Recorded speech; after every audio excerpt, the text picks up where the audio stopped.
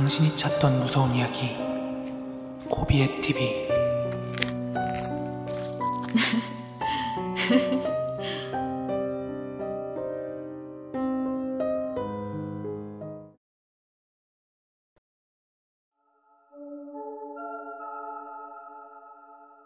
저는 경남 밀양에 살고 있습니다. 혹시 밀양 사시는 분들 계신가요? 혹시 단장면 표충사 얼음골이라고 아세요? 어렸을 적에는 그 근처에 살다가 지금은 시내로 이사를 나와서 살고 있습니다.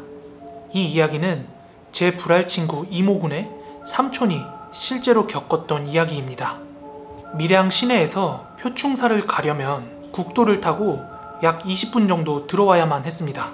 여름이 되면 타 지역에서 표충사로 많이들 놀러 오시더라고요. 그런데 이 표충사로 들어오다 보면 태룡리를 지나서 아불리로 넘어가는 산 중턱에 코너가 하나 있어요.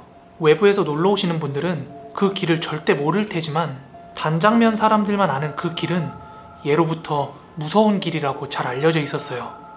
그곳에는 마을을 지킨다는 아주 큰 나무 한 그루도 있었는데요.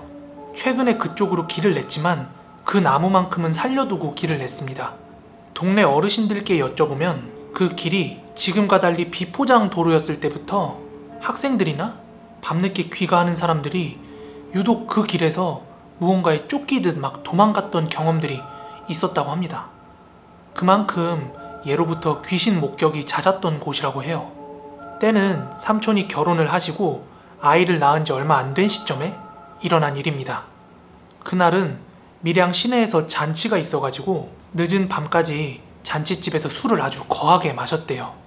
그런데 술을 그렇게 많이 마셨음에도 불구하고 본인은 정신이 또렷하다고 생각을 했나봐요. 그 당시만 해도 음주운전에 대한 인식이 지금 같지가 않았고 대리운전이 있을 리도 만무했죠. 삼촌은 그런 상태에서 차를 타고 약 20-30분이나 되는 거리를 혼자 들어오고 계셨습니다. 그때는 여름날이었는데요. 조금 전에 말한 그 코너길에서 300m 정도만 더 가면 유원지가 있었고, 그래서 그 당시에는 술 먹고 밤길을 걸어다니는 혈기왕성한 남녀들을 간간히 볼 수 있었다고 합니다. 술에 취한 삼촌이 한참 운전을 해서 들어오고 있는데 그 코너길에 다다랐을 쯤이었어요. 저 멀리 앞쪽에서 웬 여자 2명이 그 어두운 밤길을 걷고 있더래요. 그렇게 이제 도로를 따라서 차가 주행하고 있으니까 차의 라이트 불빛이 여성들한테도 비춰질 거 아니에요. 그러니까 이 두 여성은 차량 불빛을 확인하고 차를 이렇게 세웠대요. 히치하이킹이죠. 삼촌은 취기가 잔뜩 올라 있었고 기분이 굉장히 좋은 상태였는데 여리여리한 두 처자가 차를 세우니까 안 멈췄겠어요? 생각할 것도 없이 차를 세우고 그 두 여성을 태웠다고 합니다. 여자 하나는 삼촌 옆으로 보조석에 탔고요. 나머지 여자 하나는 뒷좌석의 가운데 자리에 타 있었다고 합니다.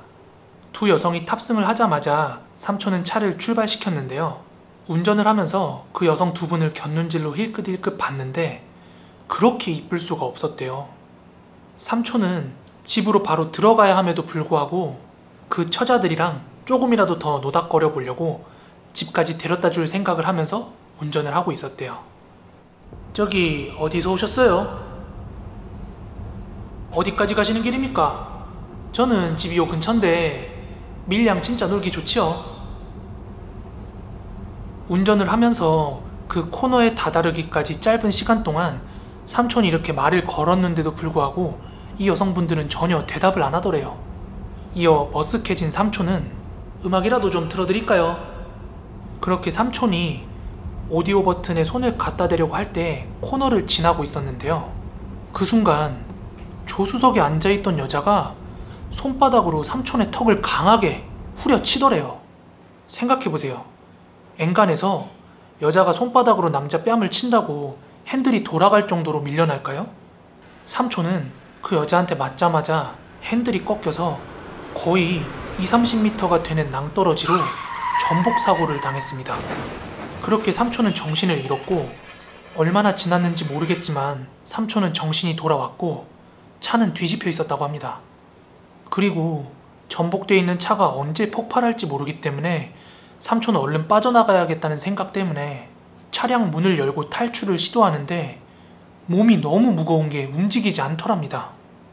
다급해진 삼촌은 차량 안을 둘러봤는데 아까 태웠던 그 2명의 여자가 얼굴은 피떡이 된 채로 여자 하나는 삼촌의 다리를 강하게 붙들고 있었고 다른 하나는 팔로 삼촌의 목을 휘감고 못 나가게 막고 있었다는 겁니다.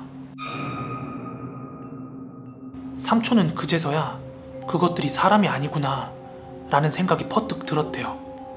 그래서 젖먹던 힘까지 내서 발버둥을 치면서 그 현장을 벗어나려고 했는데 그 여자들이 사고가 났음에도 불구하고 원체 힘이 그렇게 세더래요. 아이고, 얼마 전에 태어난 우리 아들 얼굴 한 번만 보고 죽읍시다. 우리 와이프 얼굴도 봐야 하지 않겠소? 이러면서 그 여자들한테 빌기도 하고 막 발버둥을 쳤대요. 그러던 중에 그것들의 힘이 느슨해지는 걸 느끼고 차에서 빠져나왔습니다. 하지만 언제 그 여자들이 다시 쫓아올 줄 모르기 때문에 삼촌은 뒤도 안 돌아보고 집이 있는 방향으로 미친듯이 뛰기 시작했대요.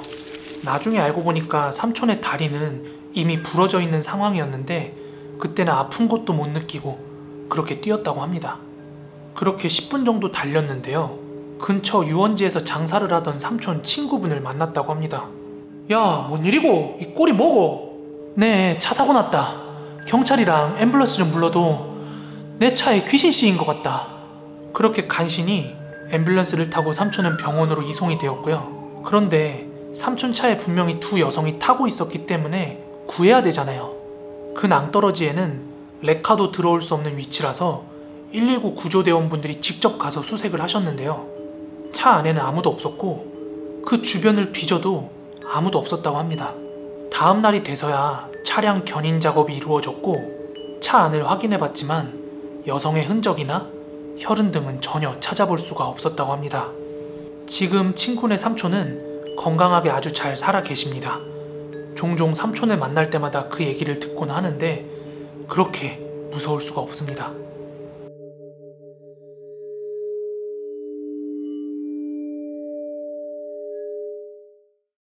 자, 2번째 이야기는 코비에 제가 직접 공수한 이야기입니다. 제가 고등학교 시절에 여름에 비 오던 날 선생님께서 해주신 얘기예요.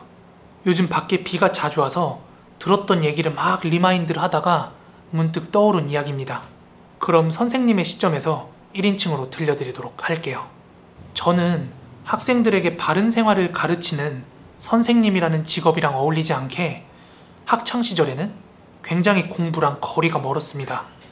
고등학교 때는 고고장, 요즘 말로 나이트라고 하죠. 그런데 몰래 숨어가지고 들락날락거리기 바빴고 삼수를 해서야 대학에 들어가게 됐습니다. 이야기는 제가 삼수를 준비할 때 있었던 이야기예요.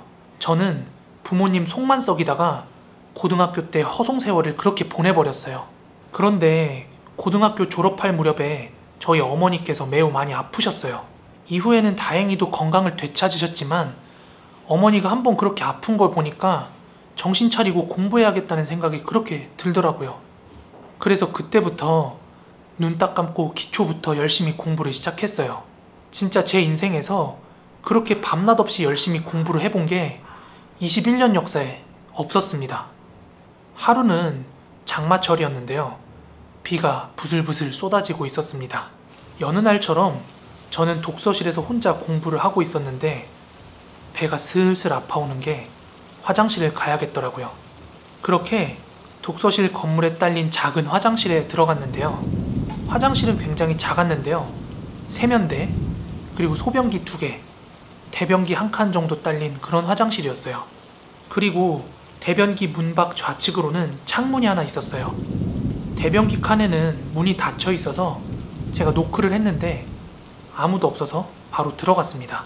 변기에 앉아서는 볼일을 보면서 영어 단어장을 꺼내서 보고 있었어요. 바깥은 무슨 놈의 바람이 그렇게 세게 부는지 창문이 덜컥덜컥 흔들리는 소리가 다 들리는데 조금 있다가 세차게 비가 쏟아지더라고요. 그리고 곧 빗줄기가 너무 세져서 막 창문을 때리는 소리가 나더라고요.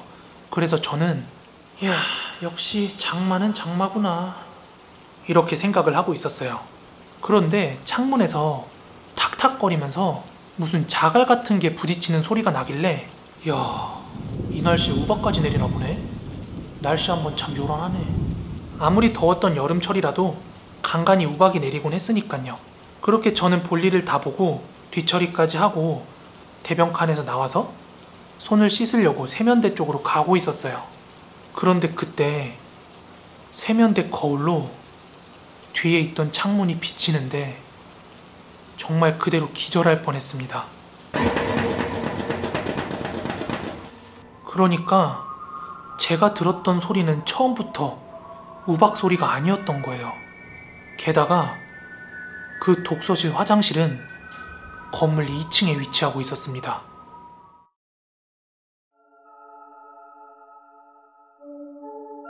그날은 제가 대구 시내에서 옷을 사고 제 차로 돌아오는 길이었어요. 당시 자가용이 있었던 저는 공원에다가 차를 주차시켜 놨었는데요. 그런데 제 차를 주차해놨던 구역으로 가다가 저는 진짜 기겁을 하고 말았습니다. 왜냐면 웬 꼬마가 제 차 본네트 위에서 방방 뛰면서 놀고 있는 거예요. 아무리 애들이 어려도 상식적으로 이건 아니잖아요. 저도 순간적으로 화가 나서 그 애한테 뛰어가가지고 얘기를 했어요. 얘 너 거기서 뭐 하는 거야? 얼른 내려와, 얼른! 저는 다소 격앙된 목소리로 그 어린애한테 얼른 내려오라고 소리를 좀 질렀어요. 그런데 그 주변을 지나다니는 사람들이 휴대폰을 꺼내서 사진인지 동영상인지 모르겠는데 막 촬영을 하더라고요.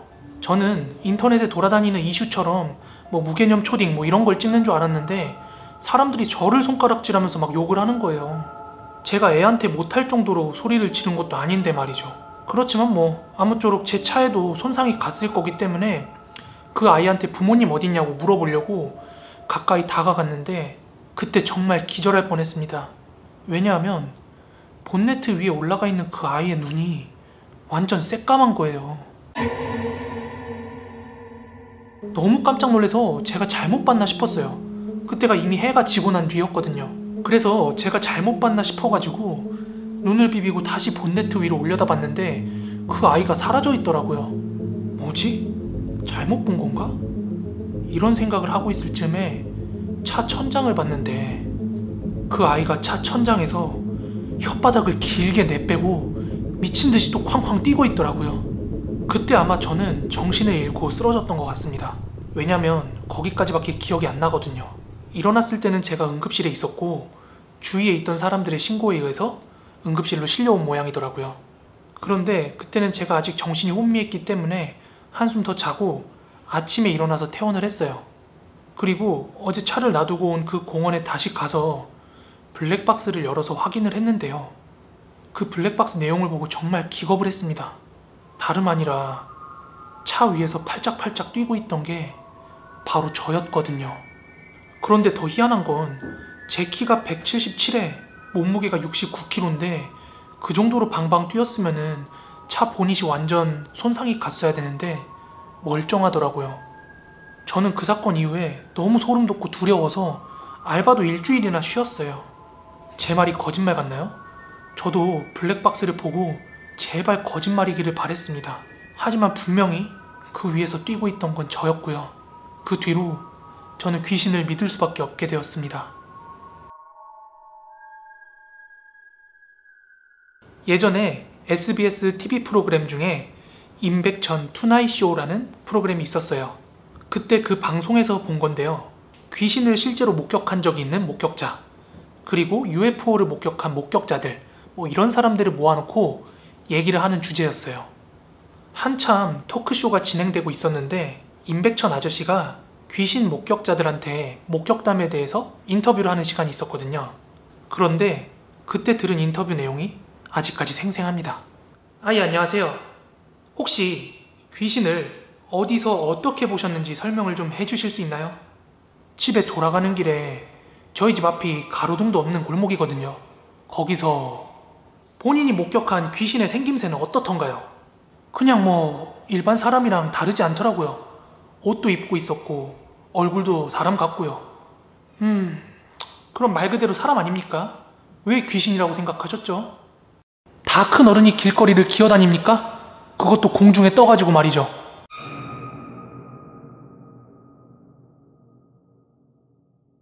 지난 여름이었습니다. 친구의 친척분 중 하나가 작은 펜션 비스무리한 거를 소유하고 계셔가지고 친구는 그 친척한테 부탁을 해서 저희는 무료로 숙소를 구할 수가 있게 돼서 저희는 낚시를 할 겸 그 숙소로 떠나게 됩니다.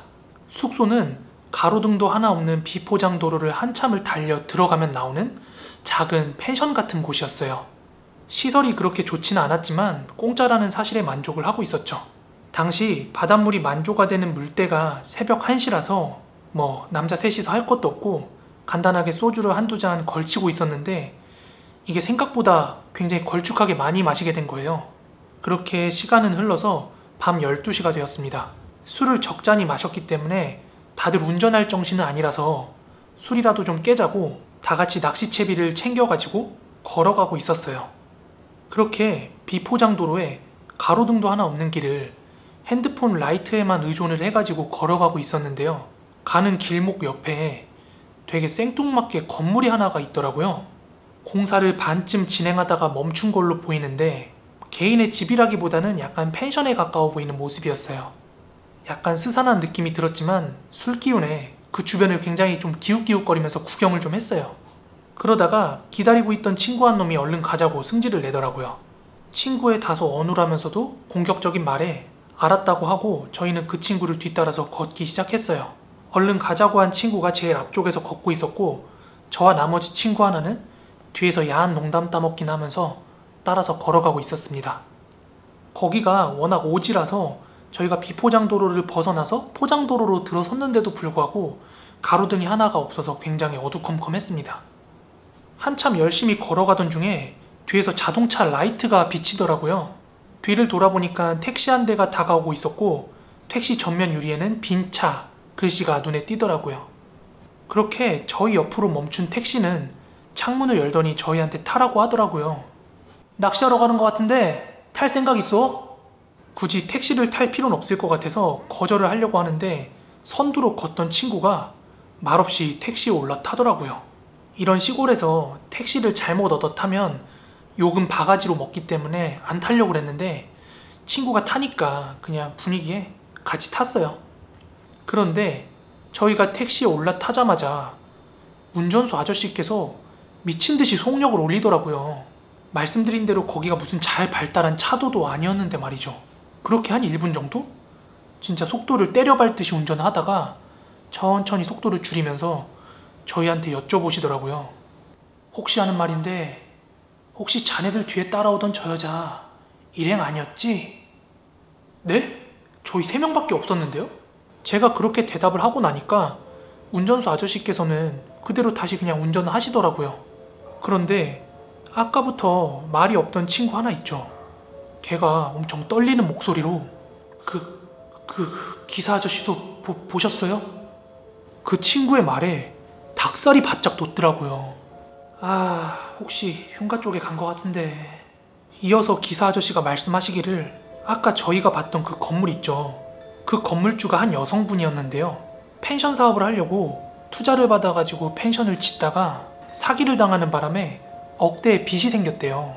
그래서 그 건물에서 목을 매달고 스스로 목숨을 끊었다는 얘기와 함께 그 주변을 돌아다니는 사람들이 그 여자 귀신을 자주 목격한다는 그런 얘기를 하시더라고요. 그렇게 저희는 바다가 아니라 번화가 쪽에 내려서 한 편의점 앞에 음료수를 사가지고 와서 앉았어요. 그리고 겁에 질려있는 친구로부터 얘기를 들었습니다. 아까 저희가 바다 쪽으로 가면서 지어지다만 건물을 막 기웃기웃거리면서 구경을 할 때 그 친구는 거리를 두고서 건물이랑 저희를 바라보고 있었는데요. 그 건물 2층에서 머리가 산발인 여자가 기웃기웃거리는 저희를 내려다보고 있었다는 거예요. 이 친구는 술기운이 아니었으면 당장 비명을 지르고 도망갔을 텐데 여기서 뭔가 비명을 지르면 저 여자가 우리한테 달라붙을 것 같은 생각이 들었대요. 그래서 아무것도 못 본 척 아무 말 않고 그냥 가자고 했던 거예요. 그런데 더 무서운 건 그 여자가 엉거주춤 저희를 계속 따라오고 있었다는 거예요. 우리는 결국 그날 밤 그 펜션으로 돌아가지 못하고 바닷가 근처에 있는 모텔에서 새우잠을 잤습니다.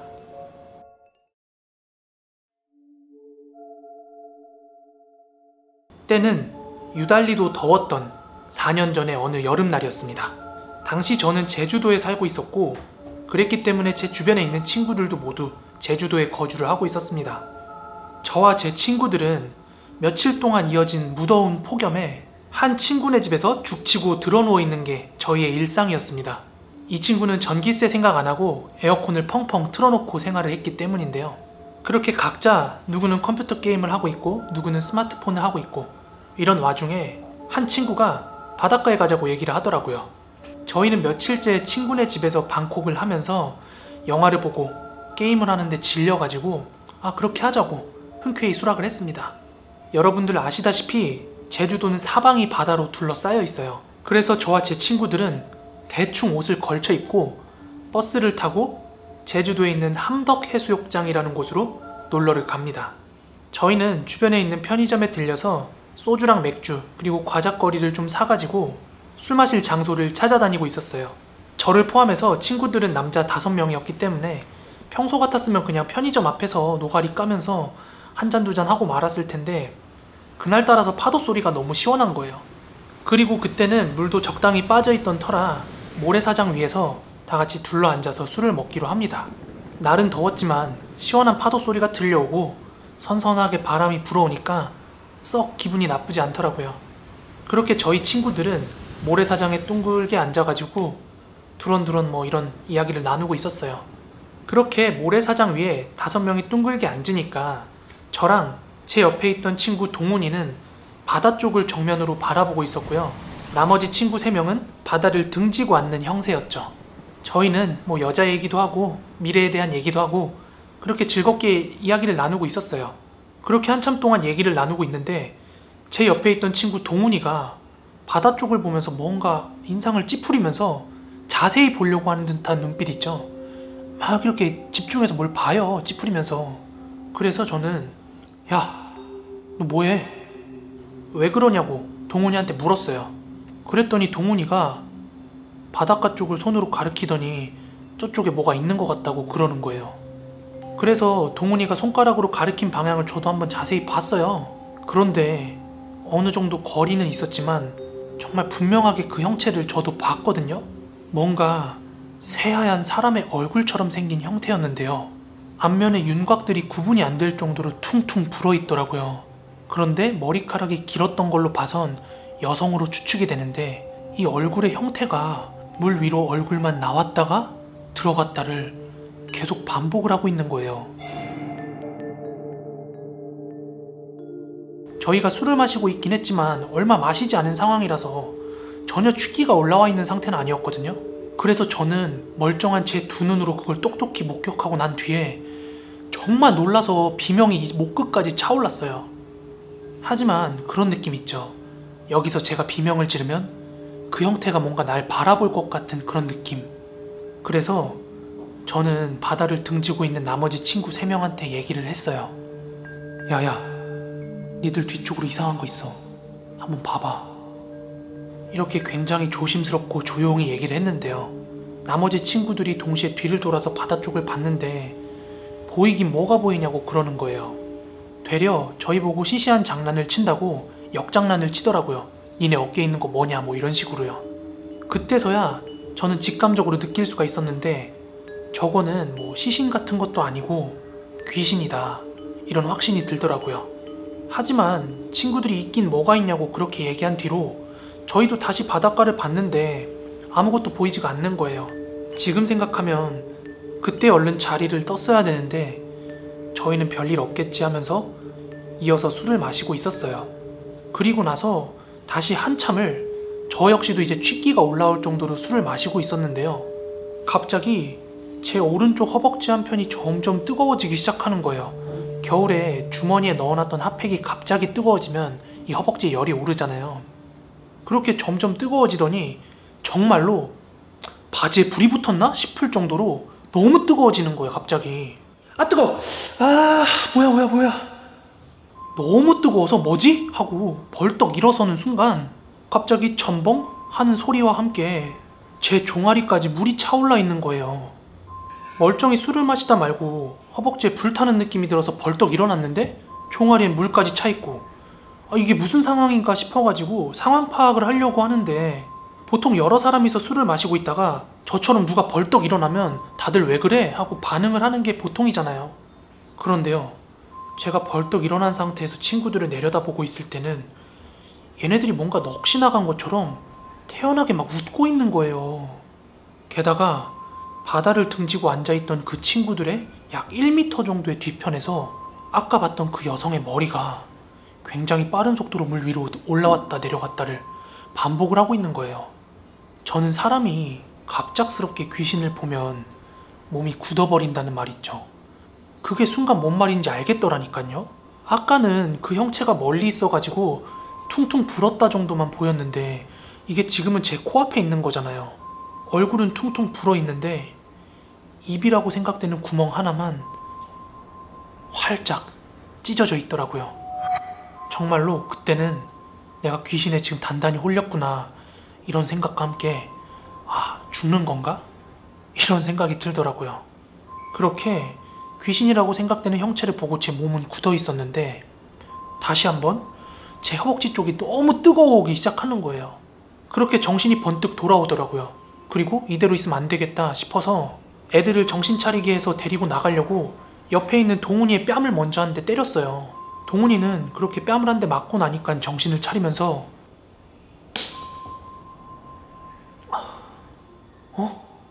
야, 이거 어떻게 된 거야? 야, 이거 뭐야?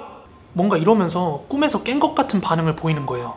그런데 상황이 너무 긴박했기 때문에 설명하고 자실 것도 없이 우리 뭐 된 것 같다고 애들 빨리 깨워서 데리고 나가야 된다고 하면서 동훈이랑 애들을 차례차례 이제 때려가지고 깨웠어요. 그렇게 남은 친구들을 억지로 일으켜 세운 다음에 육지 쪽으로 막 달렸어요. 그렇게 저를 포함한 5명의 모든 친구들은 육지 밖으로 대피를 했고요. 제가 다시 한번 바다 쪽으로 고개를 돌렸을 때는 정말로 귀신을 한 번도 본 적 없는 사람이라면 감히 상상도 할 수 없을 정도의 끔찍한 얼굴로 그 여자 귀신이 입이 잔뜩 찢어진 채 미친 듯이 웃고 있더라고요. 그렇게 물 밖으로 나온 친구들은 가슴 아래파까지는 다 물로 젖어가지고는 야, 지금 우리 이거 뭐야? 조금 전까지 그냥 멀쩡히 술 마시고 있지 않았어? 이러면서 다 어안이 벙벙한 상태였어요. 야, 술이고 뭐고 일단 사람 많은 데로 좀 가자.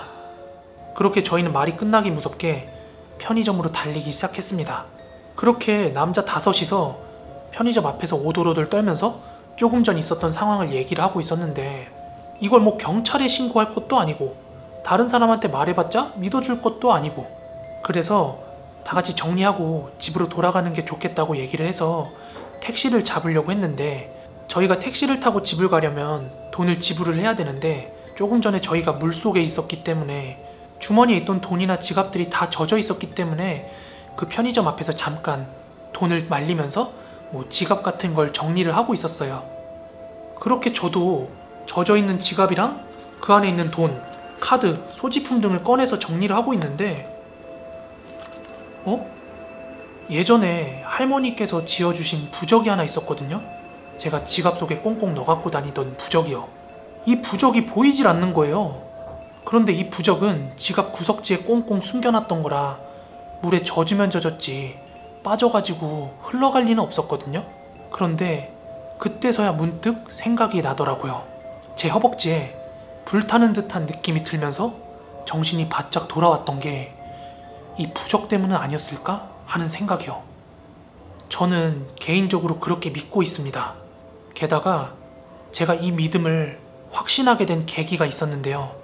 그날 친구들이랑 각자 집으로 돌아간 뒤에 저는 젖은 옷을 벗어야 되니까 세탁동 앞에 가서 제 옷을 다 벗었어요. 그런데 제 허벅지 쪽에 제가 접어놨던 부적 사이즈보다 약간 작은 정도로 빨갛게 피멍이 하나 들어있더라고요. 그래서 그런지 그 부적이 절 살렸다는 생각을 지금까지도 지울 수가 없습니다. 아무튼 이 사건 뒤로 저와 제 친구들은 여름 휴가철에 아주 사람이 많을 때가 아니면 굳이 저희끼리 조용한 밤바다를 가는 일은 단 한 번도 없었습니다. 이상 저의 이야기를 마치도록 하겠습니다. 이 이야기는 제가 아는 형들에게 들은 이야기입니다. 저는 부득이하게 군면제를 받아서 군대를 다녀오지 않았지만 제 주변 친구들 중에는 ROTC 다녀온 친구들이 굉장히 많거든요. 그래서 이 친구들이 장교로 군대를 가니까 BOQ에서 생활합니다. 군대 숙소인데, 그런데 저랑 가장 친했던 친구도 이제 ROTC 과정으로 이제 장교로 입대를 했는데요. 그래서 면회랍시고 그 친구 BOQ 면회도 많이 가고, 명절만 되면은 저는 뭐 고향에 내려가고 그런 게 없었기 때문에 그 친구 부대 가서 많이 놀았거든요. 그래서 그 부대에 있는 뭐 다른 소위 중위 형들이랑도 굉장히 좀 많이 친해지게 됐습니다. 그래서 그 형들한테 들은 얘기예요. 지금부터 말씀드릴 이 이야기의 주인공을 태호라는 가명을 써서 이야기를 시작을 하도록 하겠습니다. 이 태호라는 형이 차박 캠핑이나 아니면 오토 캠핑장 같은 데 가서 캠핑하는 걸 되게 즐겨 했어요. 그런데 뭐 쉬는 날 캠핑 가면 좋잖아요. 고기도 구워 먹고 술도 먹고 친구들이랑 뭐 하하호호 떠들고 놀고. 그래서 하루는 이 태호 형이 그 자기 친구들이랑 같이 짐을 싸가지고 캠핑을 떠나게 됩니다. 일반적인 캠핑을 생각을 하면은 뭐 계곡 같은 데다가 텐트를 펴놓고 하는 캠핑이라든지, 아니면 진짜 생 자연 안에서 뭐 캠핑을 하고 이런 걸 생각을 하는데, 그런데 오토 캠핑장이라고 하면은 뭔가 여러 팀들이 와서 캠핑을 할 수 있게끔 인위적으로 좀 꾸며진 캠핑 공간이 있어요. 그래서 그런 오토 캠핑장에 가면은 공간이 굉장히 넓고 차를 주차할 수 있는 공간들이 있고, 그 차랑 함께 이제 텐트를 펼 수 있는 그런 공간들이 있습니다. 그래서 여기저기 이제 팀들이 막 있어요. 그리고 이런 캠핑장에 가면은 공용 탈의실, 공용 화장실, 공용 샤워장, 설거지 같은 거 할 수 있는 그런 공간들이 다 이렇게 마련이 되어 있습니다. 그래서 이 태호 형은 친구들이 태호 형 포함해서 한 5명 정도 되는 팀이었다고 해요. 그래서 이 태호 형이랑 친구들이 캠핑장에 도착을 하자마자 차를 세워놓고 이제 텐트를 막 치기 시작했다고 합니다. 그런데 그 형들이 이제 텐트를 치면서 막 세팅을 하고 있는데, 주변을 둘러보니까 주말인데도 불구하고 생각보다 와 있는 팀이 많이 없더래요. 약간 한산했다고 합니다. 그렇게 텐트도 펴고 테이블도 피고 숯불도 펴놓고 이제 바베큐와 함께 이제 술 파티가 시작이 된 거죠. 그렇게 그 형님들이 대략 뭐 5시, 6시부터 이제 저녁 식사를 그렇게 시작을 해서 이른 저녁 식사를 시작했다고 합니다. 그렇게 열심히 고기도 구워 먹고 술도 부어라 마셔라 하면서 실컷 재미나게 놀고 있었대요. 그렇게 시간이 한 저녁 12시쯤이 되었다고 합니다. 그런데 대여섯 시부터 그렇게 술을 부어라 마셔라 했으니까 이제 거기서 떨어져 나갈 사람들은 다 이미 골아서 떨어진 거예요. 그래서 마지막까지 멀쩡하게 남아있던 사람이 2사람밖에 안 남았다고 하는데요. 그중 한 사람이 태호 형이었고요. 나머지 한 사람을 가명을 병섭이라고 하겠습니다. 그래서 그렇게 태호 형이랑 병섭이 형이랑 주량이 아주 좋은 그 2사람만 멀쩡하게 밤까지 남아서 이야기를 나누고 있었다고 합니다. 그런데 그 형들이 이제 술을 많이 마시니까 오줌도 많이 마렵잖아요. 근데 이제 캠핑장에 팀들이 많이 없으니까 그 형들이 옆에 있는 수풀 같은 데 가가지고 계속 오줌을 싸다가, 아무리 그래도 이제 대변 같은 걸 그런 데다 볼 수 없잖아요. 그래서 이제 태호 형이 갑자기 대변이 보고 싶어가지고 병섭이 형한테 얘기를 했대요. 야 병섭아, 나 화장실 똥 싸러 갈 건데 같이 갈래? 야 귀찮다, 니 혼자 후딱 갔다 와. 그래가지고 태호 형은 이제 혼자서 화장실까지 가게 됩니다. 그런데 오토 캠핑장 같은 데 가면은 텐트를 어디에 세팅하느냐에 따라 다르긴 한데 화장실이랑 좀 거리가 생길 수도 있거든요. 근데 태호 형네가 자리 잡은 그 텐트가 화장실이랑 거리가 좀 있어가지고 이렇게 슬금슬금 걸어갔다고 합니다. 그렇다고 뭐 걸어서 몇 분씩 걸리고 그런 거리는 아니고요. 이렇게 태호 형이 화장실까지 가면서 캠핑장 주변을 이렇게 막 둘러봤는데, 몇몇 텐트들은 이미 불이 꺼져 있었고 몇몇 텐트들만 이렇게 불이 들어와 있었다고 해요. 그렇게 조용한 분위기 속에서 태호 형이 화장실에 도착을 하게 됩니다. 그렇게 태호 형이 이제 대변기 있는 칸에 들어가가지고 자세를 잡고 볼일을 보기 시작했다고 합니다. 그렇게 이제 볼일을 보면서 담배 한 까치를 꺼내가지고 이렇게 피기 시작했다고 합니다. 그런데 이제 공공장소이기 때문에 원래 담배를 피면 안 되는데, 그런데 그날이 다른 날보다 캠핑장에 사람들이 많이 없어서 그냥 마음 놓고 이제 담배를 피면서 이제 볼일을 보기 시작했다고 해요. 그렇게 한 1분 정도 지났나? 갑자기 화장실로 들어오는 이제 발소리가 들려가지고 태호 형이 이제 급하게 담배를 껐대요. 그런데 밖에서 야 태호야, 나도 얼른 후딱 볼일 보고 가서 자야겠다 하면서 병섭이 형이 밖에서 얘기를 하더래요. 그러면서 대변기 옆칸으로 들어오더래요. 그러면서 이제 태호 형이 에휴 빙신, 가자할 때 가자니까. 이어서 병섭이 형이 야 시끄럽고 담배나 한 까치 줘봐 하면서 이제 담배를 한 까치 달라고 하니까, 그래서 태호 형이 자기가 가진 담배 한 까치를 꺼내가지고 그 화장실 칸막이 밑으로 이제 전해줬다고 합니다. 그렇게 서로 볼일 보는 거에 집중을 하다가 태호 형이 먼저 볼일을 다 보고 화장실 나왔다고 해요. 그러면서 이제 화장실 밖을 나서면서 야 나 밖에서 한 대 태우고 있는다 라고 얘기를 하고, 이제 태호 형은 밖에 나와가지고 담배 한 까치를 더 피고 있었다고 합니다. 그런데 담배 한 까치가 다 타들어갔는데도 불구하고 병섭이 형이 나올 생각을 안 하더래요. 그래가지고 태호 형이 화장실 안쪽으로 야, 너 똥 싸다 뒤졌냐? 하고 소리를 쳤대요. 근데 안에서 아무 대답도 없더라는 겁니다.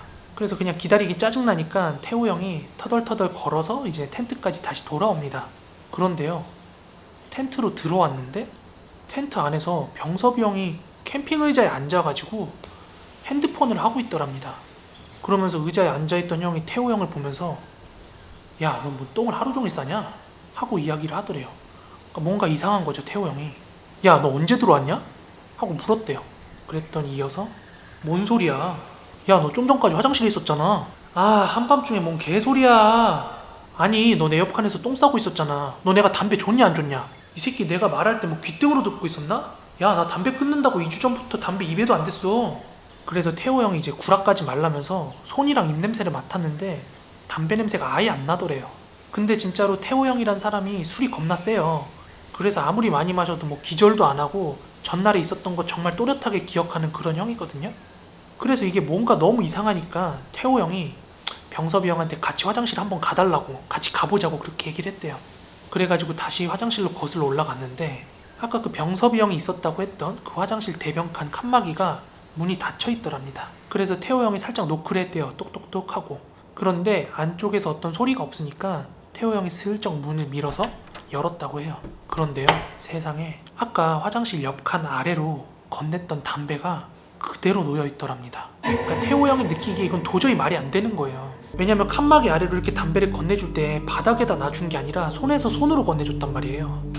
심지어 서로 이야기까지 나눴는데 병섭이 형은 아니라 그러니까 태호 형이 완전히 벙찐 거예요. 거기서 무섭기도 하고. 그래서 태호 형이 속으로 완전히 확신을 했대요. 이건 귀신이다 하고요. 그렇게 무서움과 어이가 없다는 감정을 동시에 이제 품은 채로 텐트로 다시 돌아와서 둘은 잠을 청하게 됩니다.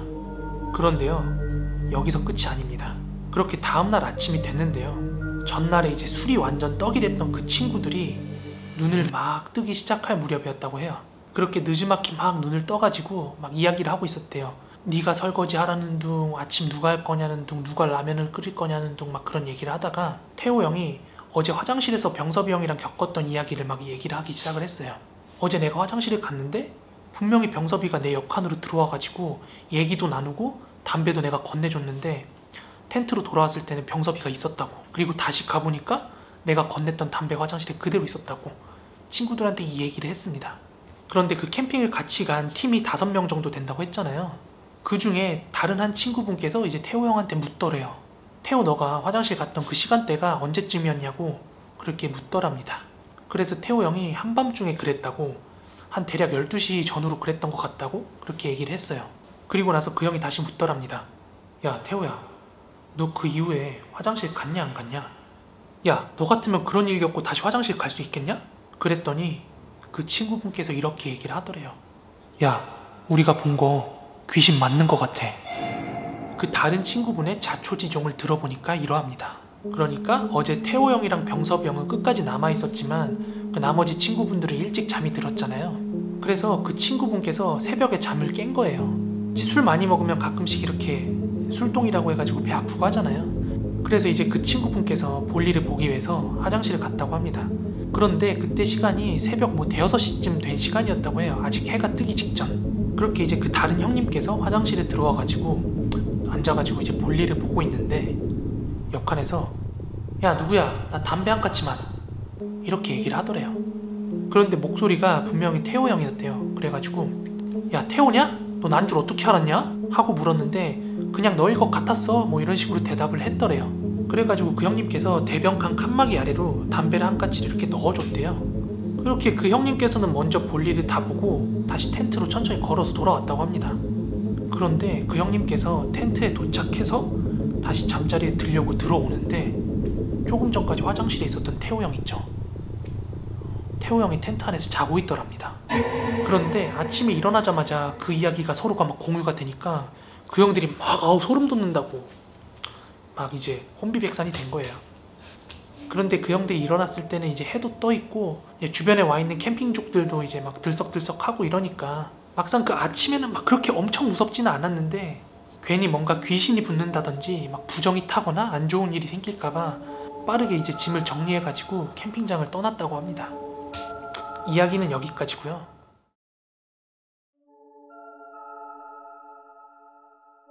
30대가 된 지금은 영적인 존재를 본다든지 아니면 미스테리한 일들을 겪고 있진 않지만 제가 어렸을 때부터 20대 후반까지는 기이한 것들을 보고 느끼는 경우가 굉장히 많았습니다. 제가 소위 말하는 귀신이라는 걸 처음 목격한 건 중학교 2학년 때입니다. 저는 고향이 전라남도 해남 출신이에요. 시골은 서울이나 다른 대도시랑 다르게 할 게 그렇게 많지가 않고 게다가 시골 학교는 선후배 관계가 굉장히 빡세거든요. 그래서 조금 부끄러운 얘기지만 어릴 때부터 일찍 발랑 까져서 술이랑 담배를 하기 시작했습니다. 하루는 학교가 끝난 뒤에 친구들과 동네 초등학교에 모여가지고 볼을 한번 차고 다 같이 담배를 피우고 있었어요. 초등학교 옆에는 조그만한 대나무밭 같은 게 있었어요. 그리고 그쪽으로 오솔길 같은 작은 언덕길이 하나 있었습니다. 그 대나무밭 언덕길은 예로부터 동네에서는 도깨비 언덕이라고 불렀어요. 그 근처에서 담배를 피우고 있었는데요. 동네에 사시는 옛 어르신들 말씀이 밤늦게 그 언덕길을 오가는 사람들이 도깨비한테 홀린다든지 아니면 도깨비를 목격하는 일이 있었기 때문에 자연스럽게 그곳이 도깨비 언덕으로 불리게 되었다고 하더라고요. 그리고 이 대나무밭 언덕길 아래쪽에는 굉장히 큰 나무가 한 그루 떡하니 서 있었습니다. 그런데 그 나무의 두꺼운 줄기 한쪽으로 밧줄이 하나 매달려 있었어요. 그런데 그 밧줄이 나무에서 이어지다가 중간에 끊어진 것 같은 모양을 하고 있었어요.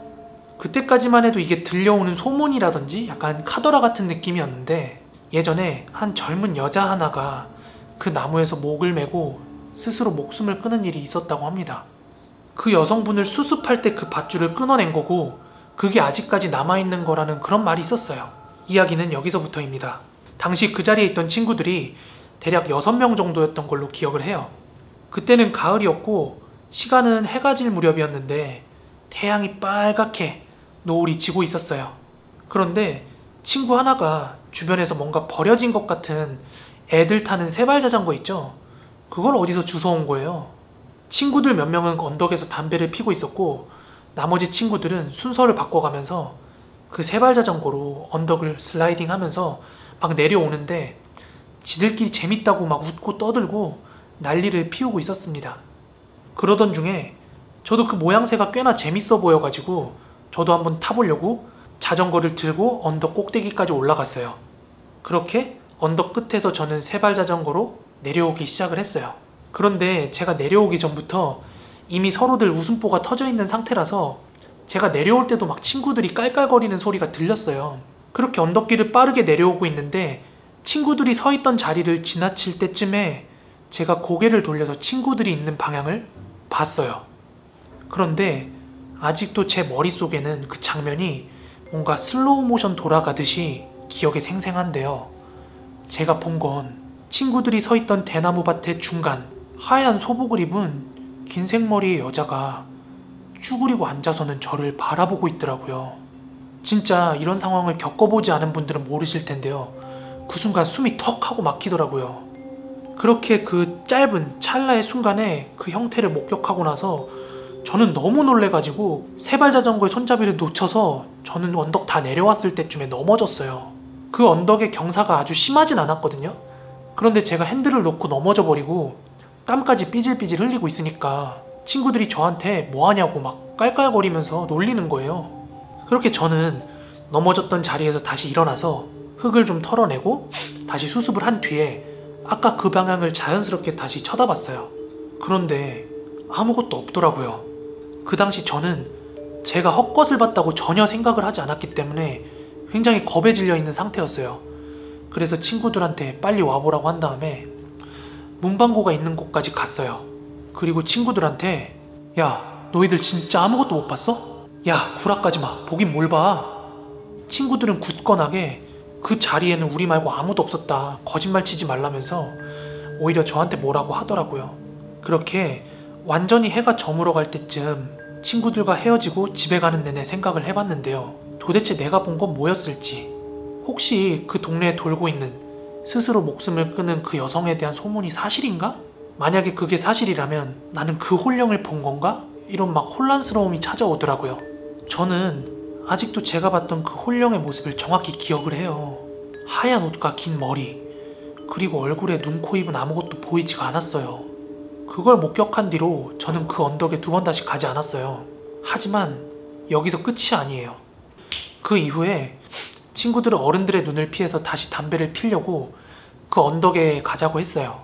그런데 말씀드린 대로 저는 거기서 제가 본 게 있기 때문에 친구들한테 오늘은 내가 집에 일찍 가겠다고 하고 친구들이랑 헤어지고 일찍 집에 돌아왔어요. 그리고 다음 날이 돼서 저는 학교에 갔어요. 그런데 어제 그 도깨비 언덕에 갔던 친구들 중 하나가 저한테 오더라고요. 그리고는 저한테 이렇게 얘기를 합디다. 야, 너 저번에 우리한테 봤다고 했던 여자 귀신 그거 거짓말 아니지? 거짓말한 거 아니지, 그치? 그냥 딱 그 질문을 듣자마자 아, 이 녀석도 봤구나 이런 생각이 들더라고요. 왜? 봤냐? 이어지는 친구의 말은 이렇습니다.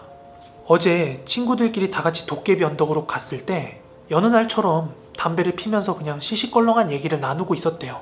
그런데 친구들 무리가 서 있는 저 편에서 하얀 소복인지 원피스인지 모르겠는 옷을 입은 한 여자가 친구들이 있는 방향을 쳐다보고 있더래요. 그래서 이 친구가 반사적으로 친구들한테 야 얘들아, 쟤 뭔데 우리 꼬나보냐? 이렇게 얘기를 했는데 아, 보긴 누가 봐. 이렇게 다른 친구들은 아무것도 보지 못했대요. 그때 이 친구는 제가 뭔가 귀신 같은 걸 봤다고 한 게 생각이 난 거예요. 야, 너희들 진짜 아무것도 못 봤어? 그때부터 얘도 뭔가 오싹한 기분이 들어서 최대한 모른 척을 하고 그걸 의식을 하지 않으려고 했대요.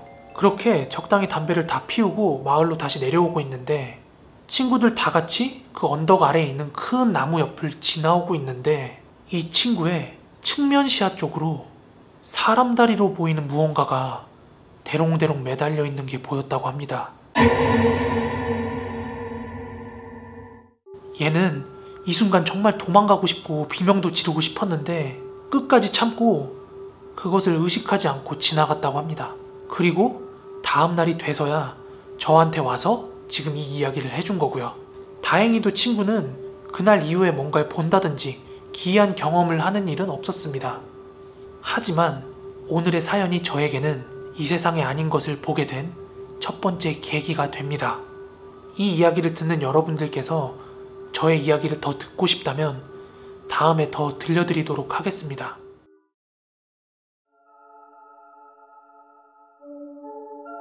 이 이야기는 저의 군대 시절로 되돌아갑니다. 저는 간부들이랑 굉장히 친했었고요. 간부들도 그만큼 저를 예뻐해줬습니다. 덕분에 훈련받을 때도 저를 굉장히 잘 챙겨줬어요. 제가 나온 군부대는 경기도 연천군에 있는 부대였고요. 바로 옆에 철원이 붙어 있어서 강원도라고 봐도 사실 무방합니다. 때는 여름을 앞두고 72시간 무박 철야 훈련을 하던 때였어요. 솔직히 말이 무박이지 조금씩 다 졸고 아예 대놓고 초소해서 몰래 자는 사람들도 있었습니다. 훈련 이틀 차였습니다. 한밤중에 모두가 땀에 쩔고 옷도 못 갈아입는 상황에서 짜증이 굉장히 많이 나있던 상태였는데요. 그때 작전과장님이 저한테 오시더니 저희 부대에 정신이 번쩍 들 만한 무서운 이야기가 있다고 하더라고요. 그래서 저랑 부사수는 듣고 싶다고 그 무서운 이야기 해달라고 말씀을 드렸어요. 그리고 지금부터는 작전과장님께서 해주신 이야기입니다. 저희 부대가 상급 부대여서 작전과장님 군번이 00군번이었는데요. 연천 일대에 많은 부대에서 생활을 했지만 저희 부대에서 정말 끔찍하고도 믿기지 않는 일이 있었다고 합니다. 그 당시 상황은 그렇게 멀지 않은 불과 몇 년 전이었어요. 저희 부대는 위병소 밖으로 왕복 2차선 국도가 있었고 개편되지 않은 산을 깎아서 만든 부대라서 위병소부터 엄청난 급경사를 300m가량 오르고 나서야 막사가 나오는 그런 구조였어요. 정확하게는 막사랑 지휘통제실 그리고 연병장만 평지였고요. 그 외의 초소들은 산의 외곽으로 형성되어 있어서 훈련 때마다 산을 타야 하는 그런 거지같은 구조였습니다. 초소는 1초소부터 8초소 그리고 목진지 초소 4개, 외곽 초소 5개로 분류되어 있었는데요. 이 중 외곽 초소 2개가 왜 폐쇄가 되었는지 아냐면서 묻는 거예요. 저는 당연히 알 턱이 없으니까 모른다고 대답을 했더니 그 폐쇄가 된 이유에 대해서 이야기를 해주셨습니다. 때는 비가 그치지 않는 어느 여름 장마철이었습니다. 지휘통제실에서 당직 사령관이랑 당직 부관이 근무를 서고 있었어요. 사실 늦은 새벽에 근무를 서다 보면 당직 사령관은 자고 있고 당직 부관도 꾸벅꾸벅 조는 상황이었죠. 그러다 갑자기 외곽 초소 4번 인터컴이 울리기 시작합니다.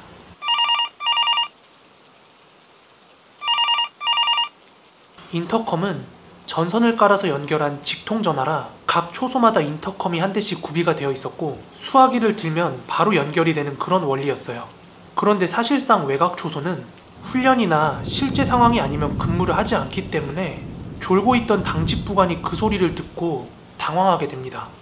사실 연결이 되지도 않았을 뿐더러 그 시간에 이게 울릴 리가 없었기 때문에 멍을 때리고 있었는데 당직 사령이 잠에서 깨서 전화 좀 받으라고 호통을 치길래 마지못해 전화를 받았는데 지지직거리는 소리만 났다고 합니다. 그래서 당직 부관이 통신보안 상황실 상병 누구누구입니다. 누구십니까? 이랬더니 뚝 하고 전화를 끊더래요. 그런데 잠깐 있다가 다시 한번 인터컴이 울리기 시작했고 당직 사령은 초소 근무자들 무슨 특이사항 있냐고 왜 자꾸 인터컴을 드냐고 그런 핀잔에 당직 부관은 사령님, 이거 외곽 초소 인터컴입니다. 이렇게 얘기를 했더니 잠에 취해 있던 당직 사령은 아씨 통신병들 회수 안 하고 한 거 아니야? 대충 받고 끊어. 이렇게 귀찮아하듯 답변을 했대요. 그래서 다시 수화기를 들었는데 또 지지직거리는 소리만 나다가 전화가 끊겼다고 합니다. 그리고 한 10분 정도가 지났을까요? 다시 한번 인터컴이 울리기 시작했고 화가 난 당직 사령은 직접 전화를 받게 되는데요. 야 어떤 새끼야 너 누군데 자꾸 장난질이야?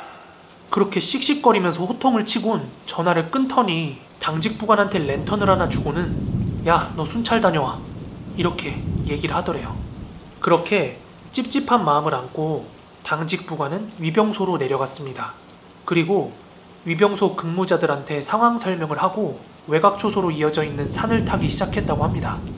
그런데 위병소 근무자들은 20분이면 갔다 올 거리인데 당직 부관이 30분이 넘도록 돌아오지 않아서 지휘 통제실에 연락을 취했는데 당직 사령은 전혀 신경을 쓰지 않는 눈치였대요.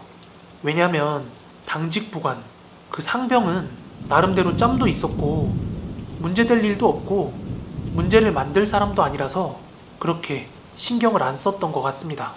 그렇게 어느덧 시간은 흘러서 50분이 지나갔고 산 아래로 랜턴 하나도 없이 누군가가 뭐에 홀린 것처럼 터덜터덜 걸어오더래요.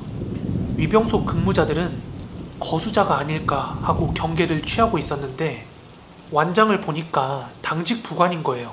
그래서 김상병님 하고 막 불렀는데 아무 대답이 없더래요. 그냥 비틀비틀거리면서 걸어올 뿐이었습니다. 사슴벌레! 사슴벌레! 위병소 근무자들은 후레쉬를 비추고 암구호를 외쳤는데 후레쉬 빛을 받은 당직 부관 김상병이 그 자리에 주저앉아서 갑자기 울기 시작하더래요. 이는 바로 지휘 통제실에 보고가 들어갔고요. 눈물과 콧물로 범벅이 된 김상병이 정신을 차리고 입을 열었습니다. 진짜 가기 싫은데 씨발 왜 나한테 그러는 거야. 이렇게 울면서 하소연을 하다가 내용을 말하기 시작했는데요. 물론 김상병이 그곳의 지리를 잘 알고 있었지만 괜한 걸로 순찰을 보낸 당직 사령이 짜증이 나서 궁시렁궁시렁 하면서 초소로 걸어 올라가고 있었대요. 외곽 초소 1번, 2번, 3번을 지나면서 아무 특이사항을 발견하지 못했는데 4번 외곽 초소에 도착을 했을 때 왠지 모를 싸늘한 기운에 등골에 닭살이 오르기 시작했다고 합니다. 그리고 4번 초소에 도착한 김상병은 곧바로 초소 안을 둘러봤는데요. 인터컴은 없어져 있었고 전선도 끊겨 있었다고 합니다. 그리고 혼잣말로 통신병 다 뒤졌어 이러면서 초소 밖을 나서려고 하는데 그때 갑자기 초소 안에서 인터컴이 울리기 시작하는 거예요. 그때는 정말로 뒤를 돌기 싫었다고 합니다. 분명 방금 전에 본인이 확인했을 때는 인터컴이 없었고 초소를 나서자마자 뒤에서 인터컴이 울리니까 그때 정말 머릿속에 온갖 잡생각이 다 들었다고 합니다. 그런데 어쨌든 확실히 할 건 확실히 해야 되기 때문에 살짝 뒤를 돌아서 봤는데 그때 김상병이 본 장면은 매우 충격적이었습니다. 산발이 된 머리가 발목까지 내려오는 한 여자가 눈은 삼배간으로 살벌하게 떠서는 입을 아주 크게 벌린 채로 수화기를 들고서는 이러고 있더랍니다. 그때 정말로 왜 뒤를 돌아봤을까 후회와 동시에 도망가고 싶었는데 발이 안 떨어지더래요. 도망갈 수가 없을 정도로 몸이 너무 무거웠대요. 그런데 그때 그 여자 홀령이 들고 있던 수화기 너머로 당직 사령의 목소리가 들렸다고 합니다. 야, 김상병이냐? 너 아직까지 거기 있어? 얼른 복귀해! 그 소리를 듣고 나서 아, 이거 현실이구나. 꿈이 아니구나. 이렇게 자각을 하고 정신이 혼미해져 갔다고 합니다. 그렇지만 다시 한번 정신을 바짝 차리고 위병소 방향으로 미친 듯이 뛰었다고 해요. 그렇게 숨이 차오를 때까지 뛰었는데도 멈출 수 없었던 이유가 계속 그 여자의 형태가 머릿속에서 잊혀지지가 않고 그때까지도 인터컴의 벨소리가 계속 귓가에 울리는 느낌이었대요. 게다가 그만큼 뛰었으면 진작에 위병소가 나와야 되는데 위병소가 보이지 않아서 그냥 무작정 산비탈 아래로 뛰었다고 합니다. 그러다가 체력이 방전되고 지쳐가지고 그냥 산비탈에 누워 있었는데 위쪽에서 인터컴 소리가 계속 울리더래요. 그래서 여기 계속 누워있다가는 죽겠다 싶어가지고 다시 한번 정신없이 뛰기 시작했고 위병소에 불빛이 보이고 나서야 그때서야 이제 걷기 시작한 거예요. 여기까지가 조금 전 위병소 앞에서까지의 상황인데요. 모두들 이 이야기를 믿을 수가 없었는데 이 이야기는 연대장 귀에도 들어가게 됐고요. 부대에 오래 있던 짬이 높은 주임원사나 행정보급관 같은 다른 사람들은 다 이 얘기를 믿었대요. 왜냐하면 옛날에 이 근방에 민가 몇 개가 있었다고 해요. 그 민가 중 하나는 한 여자가 살고 있었는데요. 그 여자가 굉장히 이쁘고 늘씬해서 주변에 있던 남자들의 선망의 대상이었대요. 하지만 그 여자랑 같이 살던 두 부모가 죽고 나자 평소에 흑심을 품고 있었던 한 남성이 그 여성을 겁탈했습니다. 이후에 그 여성은 의지할 부모도 없고 몸과 마음의 상처 때문에 스스로 극단적인 선택을 했다고 합니다. 게다가 이 근방의 부대에서도 귀신을 목격했다는 그런 목격담이 많이 들려왔는데 목격했다는 귀신의 형태가 다 일관되었다고 합니다. 게다가 그날의 기록은 실제로 상황일지에 기록이 되어 있다고 합니다. 또한 그 기록된 자료는 저희 상황일지 첩자에 보관되어 있다고 합니다. 그 사건 이후에 김상병은 한동안 후유증 때문에 벌벌 떨기만 하고 정상적인 생활이 안 돼서 일주일 정도 휴가를 받게 되었고 그 외곽 초소 4번은 폐쇄가 되었습니다. 그리고 5번 초소는 4번 초소로 가는 길목에 있었기 때문에 같이 폐쇄가 되었다고 합니다. 제가 투입된 초소가 3번 외곽 초소였는데요. 수풀 속에 숨겨진 4번 외곽 초소가 보이는 자리였습니다. 그래서 그 이야기를 듣고 나서는 농담 조금 보태서 한동안은 저랑 부사수랑 껴안고 근무를 했습니다.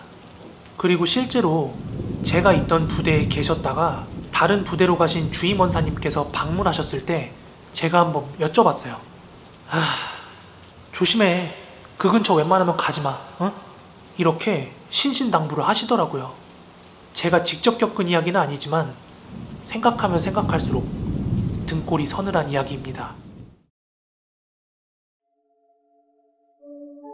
이 이야기는 대학교 시절에 친구들과 함께 부산 송정에 있는 한 민박집에서 겪었던 실제 이야기입니다.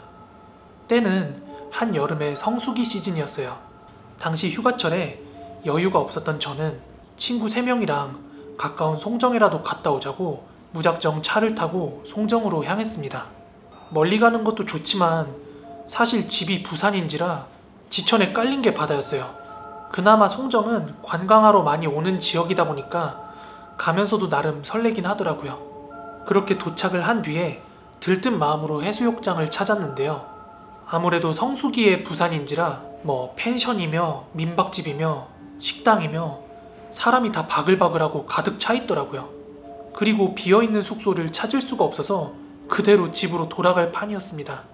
그러던 중에 친구 하나가 골목길에 이리저리 막 바삐 돌아다니는 거예요. 그러더니 잠깐 있다가 빈방 있는 민박집 구했다면서 막 신나가지고 저희를 부르는 거예요.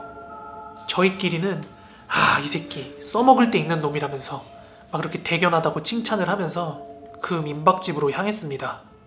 민박집에 도착하자마자 민박집 주인 아주머니께서 마지막 남은 방이라면서 그 방 쪽으로 안내를 해주셨는데요. 그 당시에는 잘 느끼지 못했지만 지금 생각해보면 주인 아주머니의 행동이 어딘가 부자연스러운 느낌이 좀 있었어요. 저희를 서둘러서 방으로 안내를 해주시고는 막 카운터로 빨리 돌아가려고 하는 느낌, 뭔가 귀찮아하는 느낌을 좀 받을 수가 있었어요.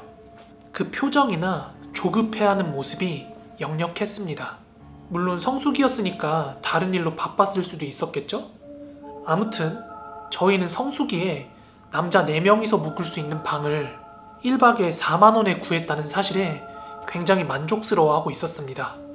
방의 위치가 어떻든 간에 저희는 좀 지쳐 있었기에 좀 빨리 쉬고 싶었어요. 저희 방은 그 민박집 복도를 따라서 나열된 방 중에 가장 끝에 있는 방이었어요. 그렇게 저희는 얼른 방문을 열고 들어가려고 하는데 방문을 여는 순간 무슨 동굴에 들어온 것처럼 굉장한 한기가 쏟아져 나오는 거예요. 그 순간 소름과 동시에 막 닭살이 오돌토돌 올라오는 거예요. 그렇게 다 같이 놀라서 와 하고 서 있다가 친구 하나가 여기 냉방은 필요 없겠다면서 장난스럽게 얘기하면서 자연스럽게 분위기가 풀어졌고 저희는 방으로 들어가서 짐을 풀었습니다. 방 구조는 저희가 생각했던 것보다 훨씬 좋았어요. 민박집 밖에서는 굉장히 허름해 보이고 가격도 저렴하니까 후질 거라고 생각을 했거든요. 그런데 민박집 주제에 방 안에 화장실도 딸려 있고 싱크대도 있었고요. TV랑 선풍기 같은 것까지 다 딸려 있었어요. 말 그대로 있을 건 다 있더라고요. 그리고 나서 저는 방을 구하려고 워낙 많이 돌아다니면서 땀을 흘렸기 때문에 샤워가 하고 싶어서 화장실로 들어갔습니다. 화장실도 뭐 변기랑 세면대랑 거울 정도 있는 그런 베이직한 화장실이었는데 붙어있는 시설들이 새로 간 건지 굉장히 새 것처럼 느껴지더라고요. 하지만 그 화장실에서 느껴지는 기분은 살면서 단 한 번도 느껴보지 못한 그런 소름 돋고 찝찝한 기분이 들었어요. 그때 들었던 기분을 표현할 만한 어떤 명확한 단어는 생각이 안 나는데요. 여튼 오래 있기 싫다는 그런 생각이 끊이질 않았습니다. 그래서 얼른 씻고 나가려고 샤워기 호스를 집어드는데요. 샤워기 물 트는 손잡이 옆으로 뭔가 시멘트가 덕지덕지 발려져 있는 게 보이는 거예요. 하여간 시설은 다 새 거였는데 그 보수공사라든지 마감 자국 같은 게 뭔가 허술해 보였어요. 아무튼 대충 서둘러가지고 샤워를 마치고 화장실 안에 있는 거울을 보고 있는데요. 정말 제 눈에 보이는 건 아무것도 없었는데 누군가가 이 화장실에 나랑 같이 존재한다는 그런 느낌. 사람이 그럴 때가 있잖아요. 카페든 공공장소든 누군가가 날 쳐다보고 있는 것 같아서 뒤를 돌아보면 우연찮게 누군가 날 쳐다보고 있는다든지 그런 기척 같은 느낌? 화장실 안에서 그런 느낌이 분명히 느껴지는데 제 눈에 보이는 건 아무것도 없었습니다. 그렇게 화장실에서 급하게 나왔고 친구들도 화장실에 들어가서 한 명 한 명 차례대로 샤워를 하고 나왔어요. 그렇게 한 명 한 명 다 씻고 나서 다 같이 뚫러 앉아가지고 술을 먹기 시작했어요. 그렇게 학교 이야기, 여자 이야기, 아르바이트 이야기, 주제를 바꿔가면서 이야기를 하다가 마지막에 잠깐이지만 귀신 이야기 같은 걸 좀 했어요. 저는 겁이 많은 편은 아니라서 친구들이 하는 얘기가 그렇게 무섭진 않았어요. 그렇게 이야기를 하던 도중에 자연스럽게 이 민박집에 대한 얘기가 나왔는데요. 친구들끼리 이 민박집에 대한 생각이랑 느낌에 대한 얘기를 하다가 이 친구들도 저랑 같은 느낌을 느끼고 있다는 걸 알게 됐습니다. 원래 술을 마시고 적당히 기분 좋게 취했을 즈음에 다 같이 바다를 구경하러 가기로 했었는데 다들 술이 브레이크가 안 돼서 하나둘 뻗어가면서 잠이 들기 시작했어요. 그렇게 술 마시다가 저도 뻗어가지고 잠에 들었는데요. 새벽 무렵인데 몇 시인지는 정확히 기억이 안 나는데 주변이 완전 어둡고 조용했어요. 저는 워낙 맥주를 많이 마셔가지고 소변이 급해져가지고 화장실을 갔어요. 그렇게 화장실에 들어가려고 문을 여는데 문이 잠겨 있는 거예요. 야, 안에 누구야? 하고 물어봤는데 대답이 없더라고요. 저는 이미 굉장히 소변이 마려운 상태였거든요. 그렇게 대답이 없이 잠깐의 정적이 있다가 제가 이렇게 노크를 했어요. 나 급하니까 얼른 좀 나오라고. 그런데 안쪽에서는 계속해서 아예 인기척이 없어요. 누가 화장실에 똥 싸러 갔다 잠들었나? 이런 생각이 드는 거예요.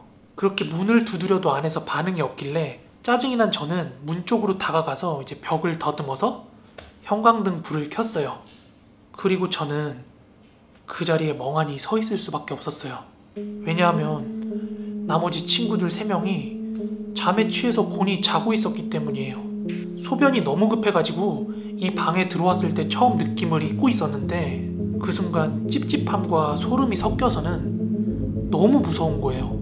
그래서 친구들을 흔들어서 다 깨웠어요. 애들이 왜 그러냐고 짜증을 내면서 비몽사몽 일어났는데 얘들이 정신이 조금 돌아올 쯤에 제가 방금 겪었던 상황을 설명을 해줬어요. 그런데 제 이야기를 듣고 친구들이 놀란 표정을 짓는 거예요. 그중 2 친구가 하는 말이 자기들도 밤중에 화장실을 갔는데 문이 잠겨선 열리지가 않아서 밖에 나가서 소변을 보고 왔다는 거예요. 걔네는 밖에 나갔다 들어올 때 불을 켜지 않아서 그냥 우리 중 누군가가 화장실에 들어가 있는 줄 알았대요. 상황이 이렇게 되니까 마지막 친구 하나가 그냥 짐 싸서 나가자고 이렇게 제안을 했어요. 그렇게 저희는 일제히 짐을 챙겨가지고 그 민박집을 벗어났어요.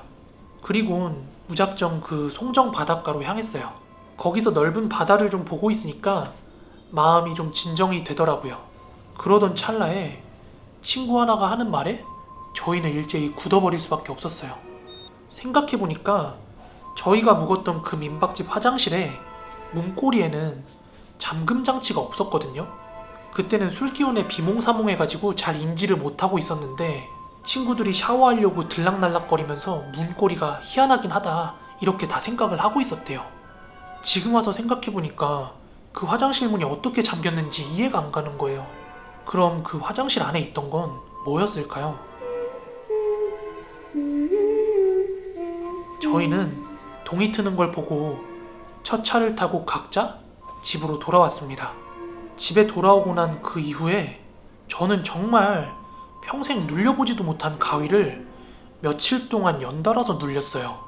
그리고 찝찝하고 기분 나쁜 그 감정이 며칠째 내내 저를 따라다녔습니다. 그리고 약 1달 하고 보름이 지났어요. 아는 형이 전화가 와가지고 회를 사준다고 하는 거예요. 그래서 저는 다시 송정으로 넘어가게 됩니다. 대학교 때야 제 돈 내고 회를 먹을 일이 거의 없다 보니까 머릿속은 온통 맛있는 공짜 회를 먹을 생각밖에 없었어요. 그렇게 송정에 도착해서 아는 형을 만났고요. 본인이 잘하는 횟집을 안다고 그쪽으로 절 데리고 가더라고요. 그런데 휴가철이 끝나서 그런 건지 아니면 이 횟집이 더럽게 맛없는 건지 모르겠는데 생각보다 사람이 없더라고요. 하지만 저는 거기서 세상에서 제일 맛있는 공짜 회를 먹으면서 소주를 1잔 2잔 들이키고 있었어요. 그렇게 1잔 2잔 마시다 보니까 지난번에 송정 민박집에서 겪었던 그 일이 생각이 나는 거예요. 그래서 저는 그 형한테 여기 송정 근처에 있는 민박집에서 내가 이런 일을 겪었다 얘기를 하고 있었어요. 그렇게 제가 막 썰을 풀고 있는데 홀서빙 하시던 아주머니께서 제 이야기를 엿듣듯이 이렇게 막 힐끔힐끔 쳐다보시는 거예요. 분명히 제 이야기를 뭔가 관심 있게 들으시더라고요. 그러다가 저한테 슬쩍 말을 거시더라고요. 총각, 대화 중에 미안한데요. 지금 코비민박 끄트머리빵 말하는 거 맞지요? 이렇게 슬쩍 말을 거시더니 이어서 기가 막힌 이야기를 꺼내놓는 거예요. 그 이야기는 저와 제 친구가 묵었던 그 민박집에서 정확히 작년 이맘때 정말 잔인한 살인사건이 하나 있었다고 합니다. 그런데 그 사건이 저희가 묵었던 그 방에서 일어난 사건이래요. 사건의 전말은 한 불륜 커플이 그 민박집에 방문을 해서 일주일 동안 머물 거라면서 한 번에 일주일치 돈을 다 지불을 하더래요. 그런데 정확한 이유는 모르겠는데 그 커플 중 남성이 여성을 심하게 폭행을 하고 그 화장실에 3일 동안 감금을 했대요. 그렇게 감금한 지 3일째 되는 날 화장실에 있는 샤워 호스로 목을 졸라서 살해를 했대요. 그리고는 그 시신을 그대로 화장실에 방치를 해뒀는데, 그런데 남은 숙박 기간 동안 아무렇지 않게 왔다 갔다 하면서 식사도 하고 민박집 주인 아주머니한테 인사도 하고 했대요. 그러니까 주인 아주머니께서는 그 방에서 누군가가 죽었을 거라고 전혀 눈치를 챌 수가 없었던 거죠. 게다가 그때도 성수기였으니까요. 그리고 이 남자가 떠난 뒤에 아주머니가 방 청소를 하러 들어갔다가 화장실에서 그 여성 시신을 발견한 거고요. 그 현장은 너무 참혹했다고 합니다. 그리고 그 사건을 수습한 뒤에 화장실이랑 시설들을 어느 정도 보수를 하고 다시 영업을 재개했대요. 그리고 그때 화장실 문에 있는 잠금 장치 같은 거 다 제거를 했대요. 그 일이 있고 난 뒤에 그 방에서 묵었던 사람들 사이에는 항상 그런 미스테리한 일이 계속 발생을 했대요. 그 근방에 거주하는 사람들이야 이 사건에 대해서 다 소문을 들었기 때문에 그 민박집을 이용할 리는 없었죠. 하지만 외부에서 오는 손님들이 그 사실을 알 리가 없었던 거고요. 더 무서운 건 그 횟집 아주머니께서 이 횟집에 오는 손님 중에 그 민박집에서 묵고 와서 저랑 같은 얘기를 하는 손님이 종종 있었대요. 그리고 한 가지 더 말씀해 주시기를, 그 송정 민박집에 그 방이 있잖아요. 그 방에는 연인이나 여자끼리 온 손님은 절대 안 받는데요. 그러던 중에 남자끼리 온 저희가 그 방에서 머물게 된 것이고요. 지금도 부산에 거주하고 있지만 그 근방을 지날 때면 항상 그때 일이 떠오르곤 합니다. 지금도 누군가는 그 방에서 미스테리한 일을 겪고 있지 않을까요?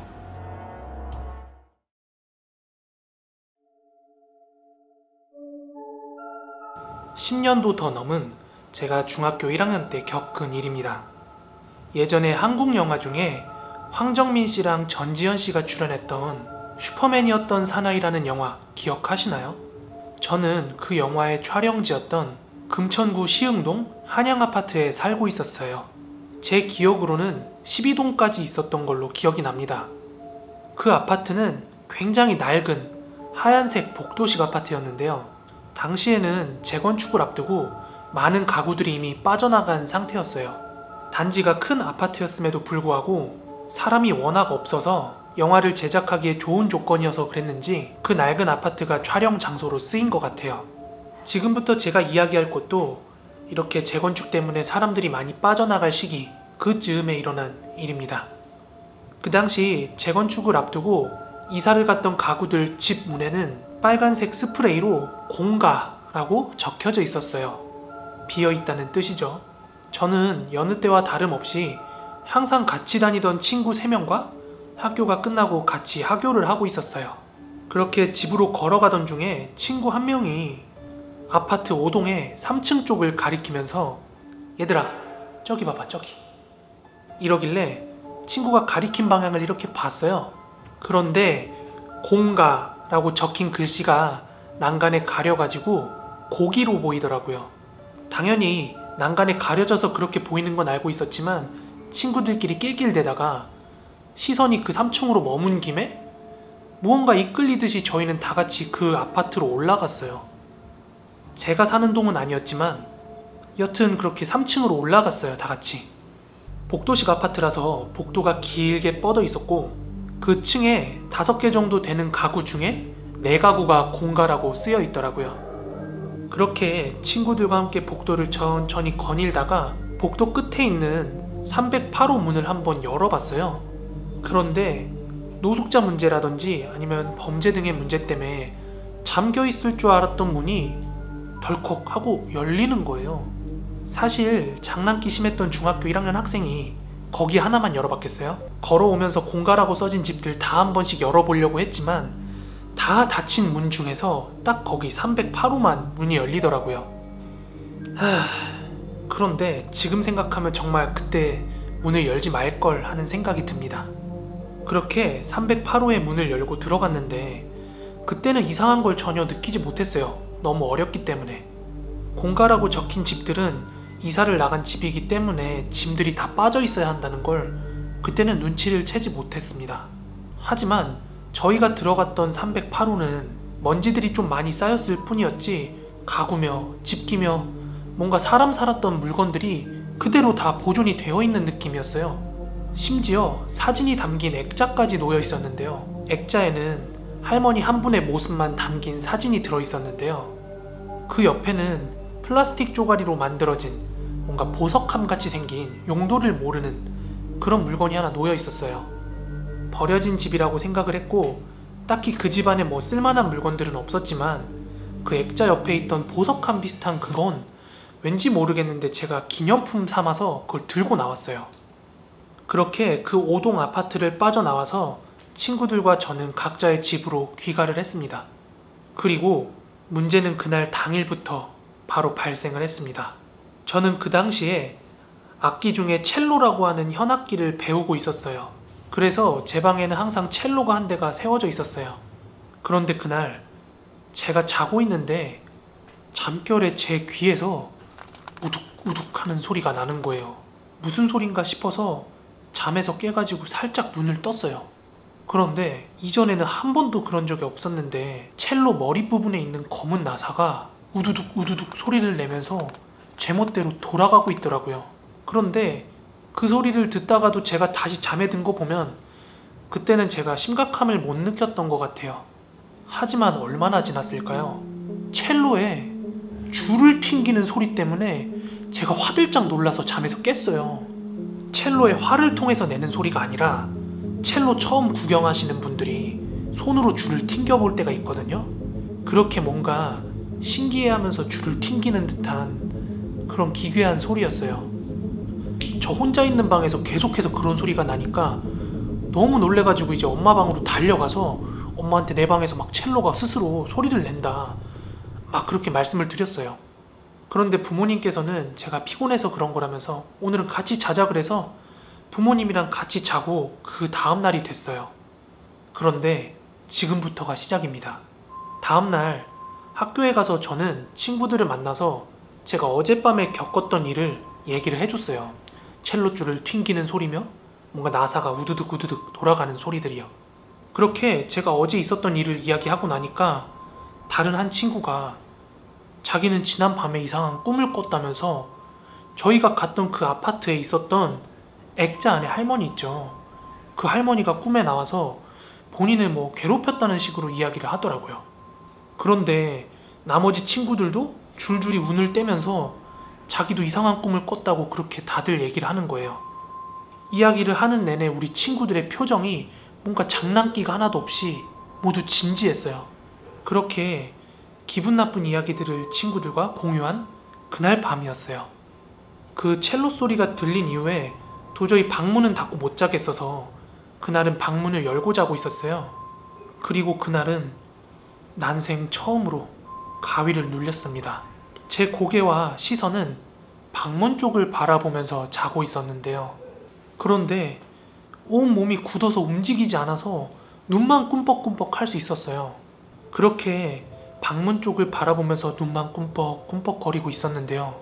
제 방문을 두고 옆에서부터 서서히 뭔가 굉장히 부자연스러운 형태가 걸어서 나오는 거예요.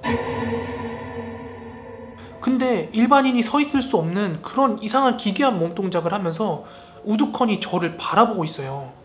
그리고 입도 뻥끗하지 않은 채로 하도 이러면서 하도 막 이러더라고요. 저도 그게 무슨 뜻인지는 지금까지도 모르겠거든요. 저는 몸도 안 움직이는데도 불구하고 제 눈앞에 그런 기괴한 게 서 있으니까 겁이 나서 눈을 질끈 감고 있었어요. 그렇게 잠깐 눈을 감고 있는데 전날처럼 첼로줄 튕기는 소리가 막 나는 거예요. 제발 이 소리가 제 귓가에서 사라지고 그 형체도 없어지길 바라는 마음으로 눈을 감고 있었는데 그 다음에는 뭔가 벽지를 스치는 소리가 나기도 하고 옷장문을 열었다 닫았다 하는 소리까지 나는 거예요. 그래서 저는 잠깐이지만 실눈을 떴거든요. 그런데 글쎄 그 기괴한 몸동작을 하고 뭔가를 찾으려는 듯이 이것저것 다 만져보고 있는 거예요. 만진다기보단 뭔가 긁는 느낌 같은 걸로요. 그걸 목격한 저는 눈을 감고 있다가 이게 기절을 한 건지 잠에 든 건지 모르겠는데 아무튼 다음날이 돼서야 눈을 뜨게 됐어요. 친구들 꿈에는 할머니가 나왔다고 하는데 그날 밤 저에게 찾아온 그 기괴한 형태는 도대체 뭐였을까요? 천만다행히도 저희 집은 다다음날 이사 예정이었어가지고 빠르게 이사를 가게 되었습니다. 게다가 원래 살던 금천구보다 한참 멀리 이사를 가게 돼서 저는 전학까지 가야 했습니다. 그렇지만 그 일을 겪고 난 뒤로 아무도 없다고 해서 주인이 없는 게 아니라는 걸 깨닫게 되었습니다. 그리고 그 빈집에서 가져왔던 물건은 제가 이사가는 날 그 오동 앞에다가 놔두고 왔습니다. 그 뒤로는 악몽 한 번 안 꾸고 가위도 눌리지 않고 그런 일은 2번 다시 없었지만 지금까지도 첼로 소리만 들으면 제 의지와 상관없이 온몸에 털이 바짝 서는 그런 트라우마를 겪고 있습니다. 하루는 제가 꿈을 꿨어요. 꿈속에서 제 눈앞에 펼쳐진 장면은 너무나 생생한 꿈이었지만 그 꿈속에서도 저는 이게 꿈이라는 걸 인지할 수가 있었어요. 그 꿈속에서 제 옆에는 가장 친한 단짝 친구가 걷고 있었는데요. 얘가 방독면 같은 걸 쓰고서는 굉장히 막 고통스러워 하더라고요. 게다가 길을 걷던 수많은 사람들도 마치 병에 걸린 것처럼 방독면을 쓰고 굉장히 고통스러워 하더라고요. 그래서 제가 친구를 바라보고 그랬어요. 야, 어차피 꿈인데 뭐 이렇게 요란을 떨고 그러냐? 이렇게 얘기를 했더니 그 친구가 아주 무섭게 정색을 하면서 너만 꿈이잖아! 네, 오늘 준비한 무서운 이야기는 여기까지입니다.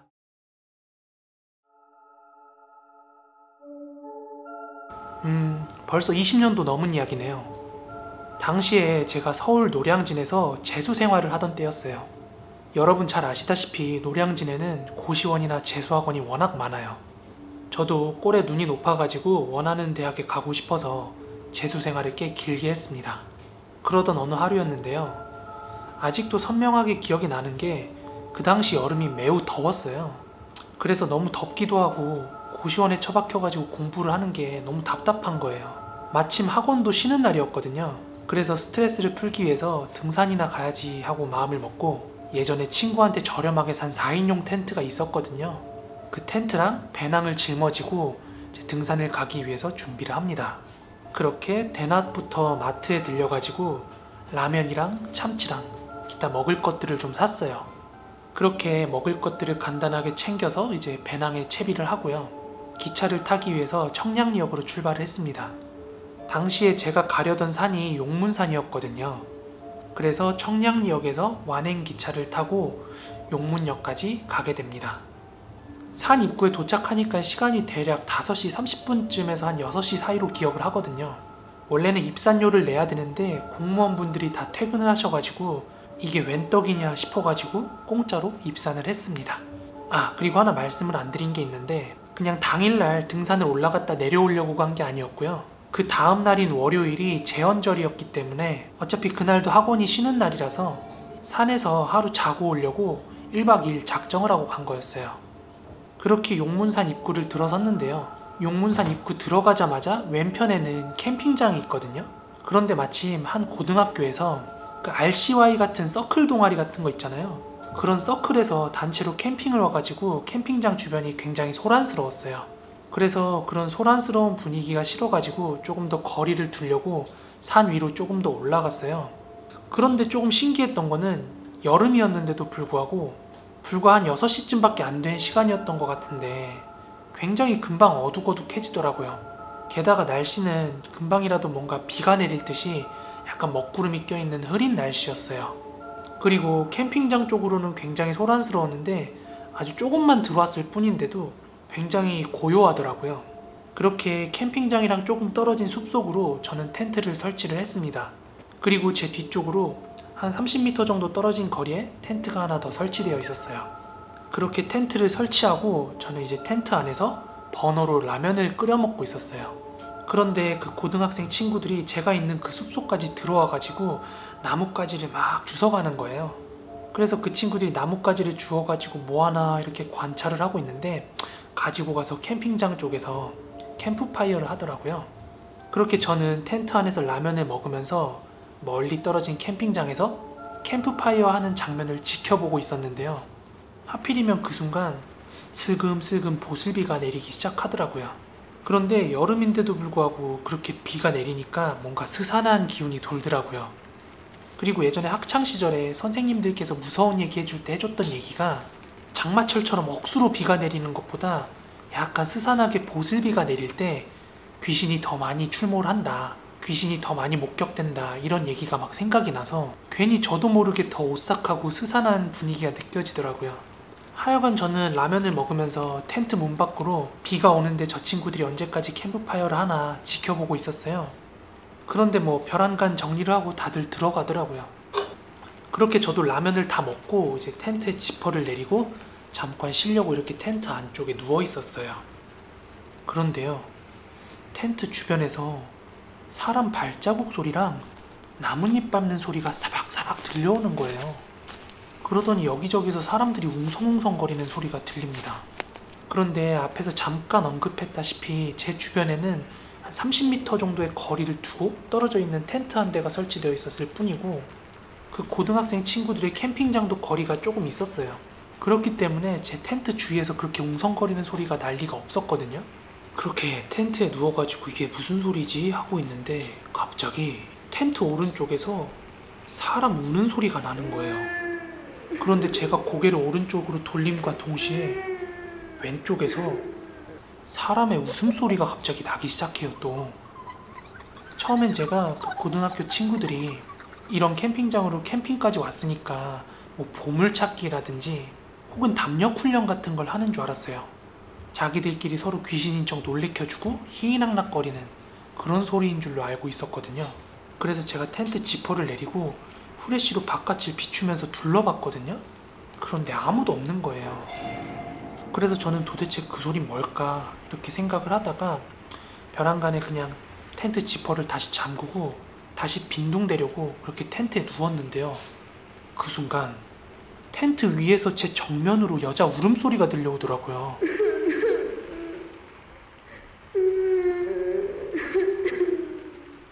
그 순간 너무 놀래가지고 온몸이 얼음장처럼 굳어서 움직이질 못하고 있는데 더 무서운 사실이 뭔지 아세요? 텐트 주변으로 웃음소리랑 울음소리가 섞여가지고는 수십 명의 소리가 갑자기 제 텐트 주변을 둘러싸는 거예요.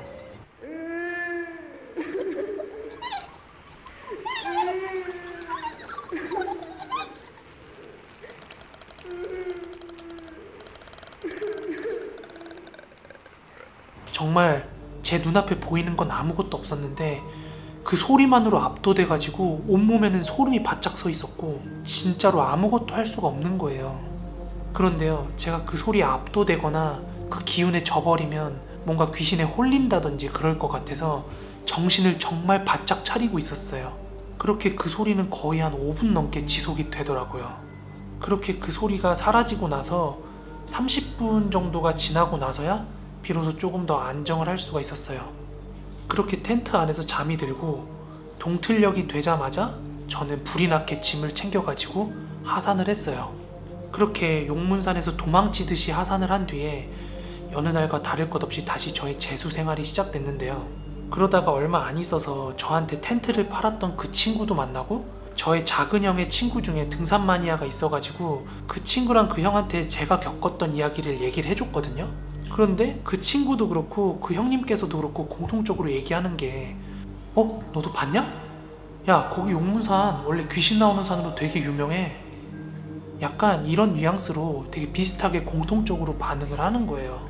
그래서 나중에 그 용문산에 대해서 조금 알아봤더니 그냥 용문산에 귀신이 많기도 많지만 예전에 역사적으로 6.25 때 거기서 굉장히 많은 북한군들이 죽었대요. 그런데 제가 들은 목소리가 군인이었으면 남자의 울음소리나 남자의 웃음소리가 들렸어야 되는데 다 여자의 목소리였거든요.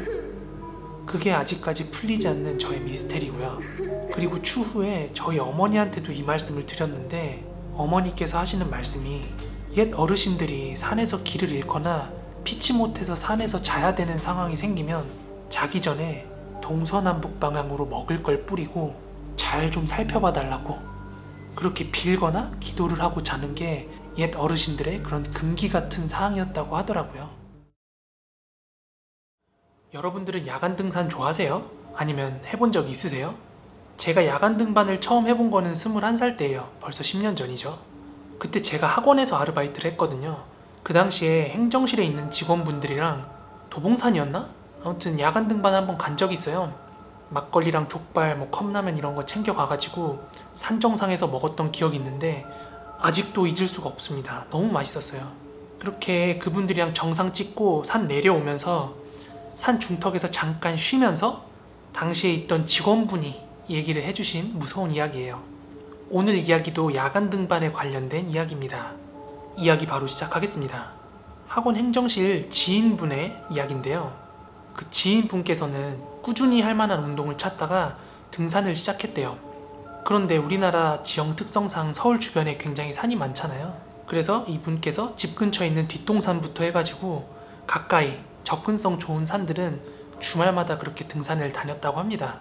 그렇게 막 등산에 취미가 붙어갈 쯤에 하루는 이분께서 등산 동호회 같은 곳에 가입을 했다고 합니다. 본인이 가입한 그 등산 동호회에서 마침 야간 산행을 간다는 공지가 있어가지고 같이 참여를 하게 됐다고 합니다. 그런데 이분께서 첫 야간 등반에 완전히 그 야간 등반의 매력에 빠져버리게 됩니다. 혼자 등산 다닐 때는 김밥이나 빵 정도, 물 정도나 챙겨가지고 올라갔지, 등산 동호회 분들이랑 가니까 챙겨가는 게 다른 거죠. 보온병에 뜨거운 물까지 챙기고 컵라면에 족발에 막걸리 이런 것까지 다 챙겨가지고 올라가니까 힘들게 땀 흘리면서 이제 올라가서 산중턱에서 먹는 그 막걸리, 족발, 컵라면 맛이 너무나 매력적이었대요. 그분을 등산에 빠지게 하기에 정말 부족함이 없었다고 합니다. 그렇게 그분께서는 동호회 분들이랑 같이 등산도 많이 다니고 야간 주간 등산 많이 다니면서 등산에 많이 익숙해졌대요. 그런데 하루는 이분께서 웬 바람이 불었는고 그 재미를 혼자서라도 좀 느껴보고 싶은 마음에 혼자 짐을 챙겨가지고 지방에 있는 한 산으로 향했다고 합니다. 제가 이 이야기를 들을 때 그냥 어떤 산이다 이렇게만 얘기를 들었습니다. 그래서 이름이 기억이 안 나요. 그분께서는 이제 본인이 정한 포인트에 도착을 해서 산 아래에 주차를 시켜놓고 헤드랜턴이나 이제 등산에 필요한 장비들을 꾸렸다고 합니다. 그리고 동네에서 미리 사놨던 음식까지들도 배낭에 다 챙겼다고 해요. 그런데 그 당시가 막 단풍이 떨어진 늦가을 무렵이었다고 합니다. 보통은 야간 등산 같은 데 가도 입산로 근처에는 사람들이 왔다 갔다 하는 게 종종 보일 때가 있거든요. 그런데 그날은 마치 야간 등반을 하는 팀이 자기밖에 없는 것처럼 느껴질 정도로 사람이 없었다고 합니다. 그런데 이분께서 본인이 등산을 좀 많이 다녀보셨다고 자신감이 과하게 차 있었나 봐요. 막상 등산을 시작하고 이제 막 산에 초입인데 랜턴이 없으면 바로 한 치 앞이 안 보일 정도로 어둡고 또 주변은 쌀쌀하고 뭔가 그 고요하고 어두운 산이 주는 분위기는 그 지인분을 압도시키기에 충분했다고 합니다. 그리고 뭔가 그 고요함이라든지 공포를 깰 만한, 주변에 지인들이 같이 온 것도 아니고 덜렁 혼자서 야간 등반을 온 거니까. 그런데 이 영상 보시는 분들 중에 군대 갔다 보신 분들은 알 거예요. 막 산에서 사람 비명소리 같은 거 막 들리는데 그거 고라니 소리잖아요. 고라니 울음소리가 진짜 사람 막 비명 지르는 것 같거든요. 깍깍거리면서. 그분께서는 막 고요한 와중에 막 고라니 비명소리가 들리는데 군대에서 많이 들어서 익숙한 고라니 소리이지만도 혼자서 덩그러니 산을 올라가고 있는 와중에 그런 소리가 들리니까 너무나 막 소름이 돋더랍니다. 그렇게 그분께서는 막 이제 등산을 시작한 지 한 5분 10분밖에 안 됐는데 이거 생각보다 분위기 별론데 올라가야 돼 말아야 돼 이렇게 계속 올라갈지 말지 고민을 하다가 이왕 이렇게 멀리 온 거 산 중턱까지만이라도 찍고 내려오자 이런 마음으로 꿋꿋하게 이제 등산을 시작했다고 합니다. 그런데 여러분 그거 아시죠? 평소에 신경 잘 안 쓰던 것들도 뭔가 주변 분위기에 본인이 눌리기 시작하면 굉장히 예민하게 반응하게 되거든요. 그런데 그분께서는 이제 헤드랜턴을 장착하고 등산을 하고 있는데도 불구하고 자기 시야가 닿는 곳 외에는 완전 암흑이니까 본인이 낙엽을 밟는 소리인데도 그 소리가 마치 다른 데서 들리는 것처럼 막 그런 느낌의 산의 분위기에 완전히 압도가 되어 있었습니다. 그렇게 어둠을 헤치면서 꿋꿋하게 이제 등산을 해나가고 있었다고 합니다. 그런데 사람 하나 없는 그 산속에서 저 멀리서 정막을 깨고 뭔가 발걸음 소리 같은 게 들리더랍니다. 당연히 그분께서는 소리가 나는 쪽으로 고개가 갔겠죠. 그리고 그분의 고개를 따라서 헤드랜턴은 그쪽을 비췄을 거고요. 그런데 그 먼 발치에 웬 아저씨 하나가 서 있더랍니다. 그런데 자세히 보니까 이렇게 산을 내려오고 있더래요. 그분께서는 굉장히 놀랐지만 멀쩡히 이제 두 발로 걷는 걸 보고 사람이구나 하고 안심을 했대요. 그런데 이상한 점은 그 아저씨가 그 어둠 속에서 뭐 랜턴 하나 없이 그냥 내려오고 있더래요. 아씨, 저거 사람이야 귀신이야 하고 있는 찰나에 어느새 그 아저씨랑 거리가 많이 가까워졌는데 그 아저씨가 말을 걸더랍니다. 아유, 젊은 총각이 이 밤중에 등산도 하고 아주 기세가 좋구려. 아, 예, 안녕하세요. 아이, 그런데 어떻게 랜턴 하나 없이 이렇게 산속에. 에휴, 동네가 근처인데 랜턴이 뭐가 필요해요. 그나저나 조심해요. 여기 귀신도 나오고 막 그래. 아유, 소름 돋게 뭐 그런 농담을 하세요. 예, 살펴 들어가세요. 이렇게 짧은 대화를 하고 뭐 서로 갈 길 갔다고 합니다. 그 아저씨는 랜턴 없이도 꿋꿋하게 그렇게 하산을 하더래요. 그런데 이제 그분께서 느끼기로 산 중턱에 가려면 아직 한참을 더 올라가야 될 것 같은데, 그런데 이제 그 아저씨가 괜히 뭐 귀신 나온다고 한마디 이제 던지고 간 것 때문에 괜히 더 막 위축이 되더래요. 등산을 하면서도. 그래서 한 5분에서 10분 정도 올라가다가 한 번 더 생각을 했대요. 아, 이거 좀 아닌 것 같은데 하면서 이제 다시 하산을 하려고 발길을 돌렸다고 합니다. 그렇게 왔던 길을 거슬러서 다시 하산을 하고 있었다고 합니다. 한참 이제 하산을 하고 있는데, 여러분들 등산할 때 올라가는 것보다 내려오는 게 더 힘든 거 아세요? 훨씬 미끄러지기도 쉽고 발로 버티는 힘이 더 많이 필요해요. 그래서 이분께서도 올라갈 때보다 내려갈 때 훨씬 더 신중하게 이렇게 한 발 한 발 내딛으면서 이제 하산을 하고 있었다고 해요. 그렇게 한 걸음 한 걸음 내려오고 있는데, 그런데 이분 뒤쪽으로 아주 먼 발치에서 낙엽 밟는 소리가 차각차각 차각 하면서 들려오더래요. 그래서 놀란 그분께서는 뒤를 돌아봤는데 아까 전에 자기보다 먼저 하산을 한다고 내려간 그 아저씨가 뒤에 있더래요. 그 순간 흠칫 놀래가지고 속으로 생각했대요. 뭐야, 저 아저씨 진짜 귀신 아니야? 하고 속으로 그렇게 생각을 했대요. 그리고 나서 그 아저씨를 확인하려고 제 차 뒤를 한 번 더 돌아봤답니다. 그런데 뒤를 돌아봤는데 그 아저씨가 자기랑 한 3, 4m 정도의 거리를 두고 있었대요. 그런데 그 순간 그 아저씨께서 이러더랍니다. 이야, 이 새끼 눈치 빠르네. 이러더니 그 아저씨가 갑자기 미친 듯이 산속 어딘가로 막 뛰어가더래요. 진짜 사람이 뛰는 속도가 아니라고 생각이 들 정도로 미친 듯이 막 그렇게 뛰어가더랍니다. 이제 우리가 손으로 들고 이렇게 비치는 후레쉬랑 헤드랜턴은 다르잖아요. 헤드랜턴은 우리의 시야를 따라가지고 비춰주기 때문에 우리가 보고 있는 걸 비춰주거든요. 그런데 미친 듯이 달려가는 그 아저씨를 쳐다보고 있는데 갑자기 증발해버리듯이 사라진 거예요. 그 순간 너무 무서워가지고 이제 긴장이 바짝 돼버린 그 아저씨가 한 5분 정도 움직이지 못했대요. 진짜 인생에서 두 번 다시 없을 소름이 한 번에 찾아왔고 식은땀이 비 오듯이 막 내리더랍니다. 그렇게 한참 몸을 떨면서 이렇게 굳어 있었대요. 그러다가 이분께서 아, 이러고 있으면 안 되겠다 하고 정신이 다시 돌아온 거예요. 그래서 속도를 높여가지고 다시 하산을 하기 시작했다고 합니다. 그런데 제가 얘기해온 이 흐름을 통해서 여러분들이 알 수 있다시피 이분이 그렇게 높이까지 산을 안 올라갔거든요. 그런데 그렇게 산을 내려가고 내려가는데도 도저히 왔던 그 입산로가 보일 생각을 안 하더래요. 심지어 올라올 때 걸렸던 시간보다 한참을 더 지난 것 같은데도 계속 뭔가 제자리 걸음인 것 같더래요. 그래서 그분께서 생각했대요. 아, 내가 진짜 귀신에 홀렸구나. 산속에서 겪었던 괴담 얘기 중에 막 계속 제자리를 빙글빙글 돌았다 뭐 이런 얘기 많잖아요. 이분께서도 순간 그게 떠올랐대요. 아, 이대로 내가 계속 내려갔다가는 죽어도 끝까지 못 내려가겠구나. 그런 생각이 들어서 해가 뜨면 내려가야겠다고 생각을 하고 근처에 있는 바위랑 나무 쪽에 기대어가지고 쉬고 있었대요.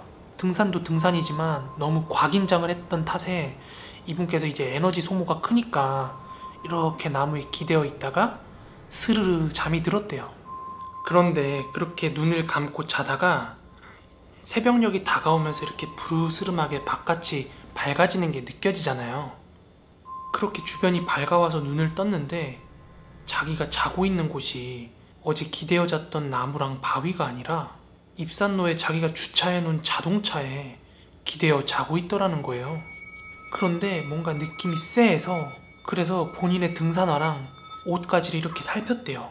그런데 등산을 했으면 등산화에 흙 같은 게 묻어 있거나 아니면 뭐 돌 같은 게 뭐 껴 있거나 그래야 되잖아요.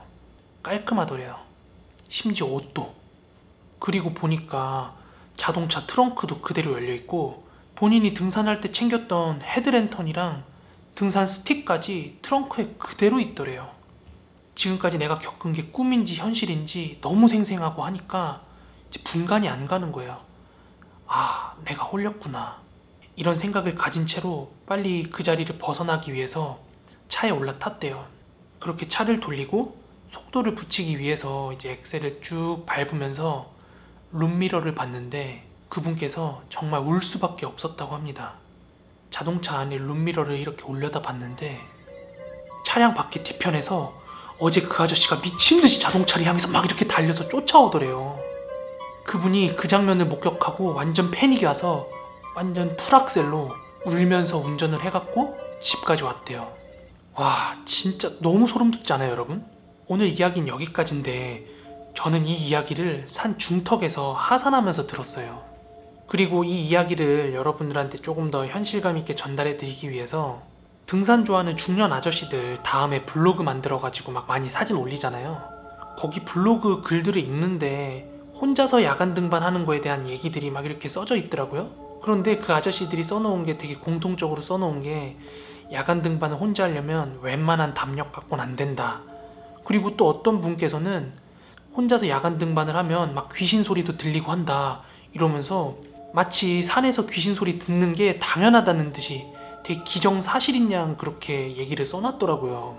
그리고 나서는 뭐 별거 아닌 것처럼 글을 이어서 막 써나가는 그런 블로그들을 보고 아, 이게 진짜 귀신은 있긴 있구나 뭐 이런 생각도 들더라고요. 뭐 저야 야간 등반을 이분들이랑 한 번밖에 안 가봤지만 밤낚시는 여러 번 가봤거든요. 그런데 그 어둡고 고요한 자연이 주는 그 음산한 기운은 사람의 길을 꺾기엔 충분할 정도로 굉장히 무서워요, 분위기가. 그래서 웬만한 담력이 아니고서야 혼자 밤낚시를 간다든지 혼자 야간 등반을 하는 거는 웬만하면 피하시기를 저는 권해드립니다. 이 이야기는 제가 직접 겪은 이야기는 아니고요. 오랜만에 만난 실제 친했던 후임이 이야기해준 무서운 이야기입니다. 이 친구는 해병 2사단 5연대 소속입니다. 교동에서 근무를 했고요. 해병대 2사단은 존재 자체가 경계를 위해서 존재한다고 봐도 무방해요. 거의 모든 병사들이 초소 경계 근무에 투입이 됩니다. 이제 거기서 그 친구가 일병 때 들은 에피소드예요. 해병대에서는 2병, 1병 때는 선임한테 절대로 먼저 말을 못 걸어요. 선임이 말을 걸어야만 그때서야 이제 대답을 할 수 있어요. 적어도 제가 현역 때 2사단은 전부 그랬던 것 같아요. 이 후임 친구도 그저 바짝 긴장해가지고 항상 근무에 충실했고 그날도 마찬가지였다고 합니다. 근무를 서다 보면 유독 자주 같이 나가게 되는 그런 선임이 한두 명 정도는 생기기 마련인데요. 딴짓도 안 하고 작업도 열심히 하는 그 후임이 마음에 들었는지 선임이 간식도 주고 담배도 좀 피게 해주면서 살갑게 대했다고 합니다. 그러다가 새벽 2시 근무를 서게 되었는데요. 그날따라 상병 선임이 너무 졸렸는지 계속해서 그 후임한테 말을 걸더래요. 그래서 적당히 대답을 해주면서 장단을 맞추고 있는데 혹시 무서운 이야기 아는 거 있냐고 물어보더랍니다.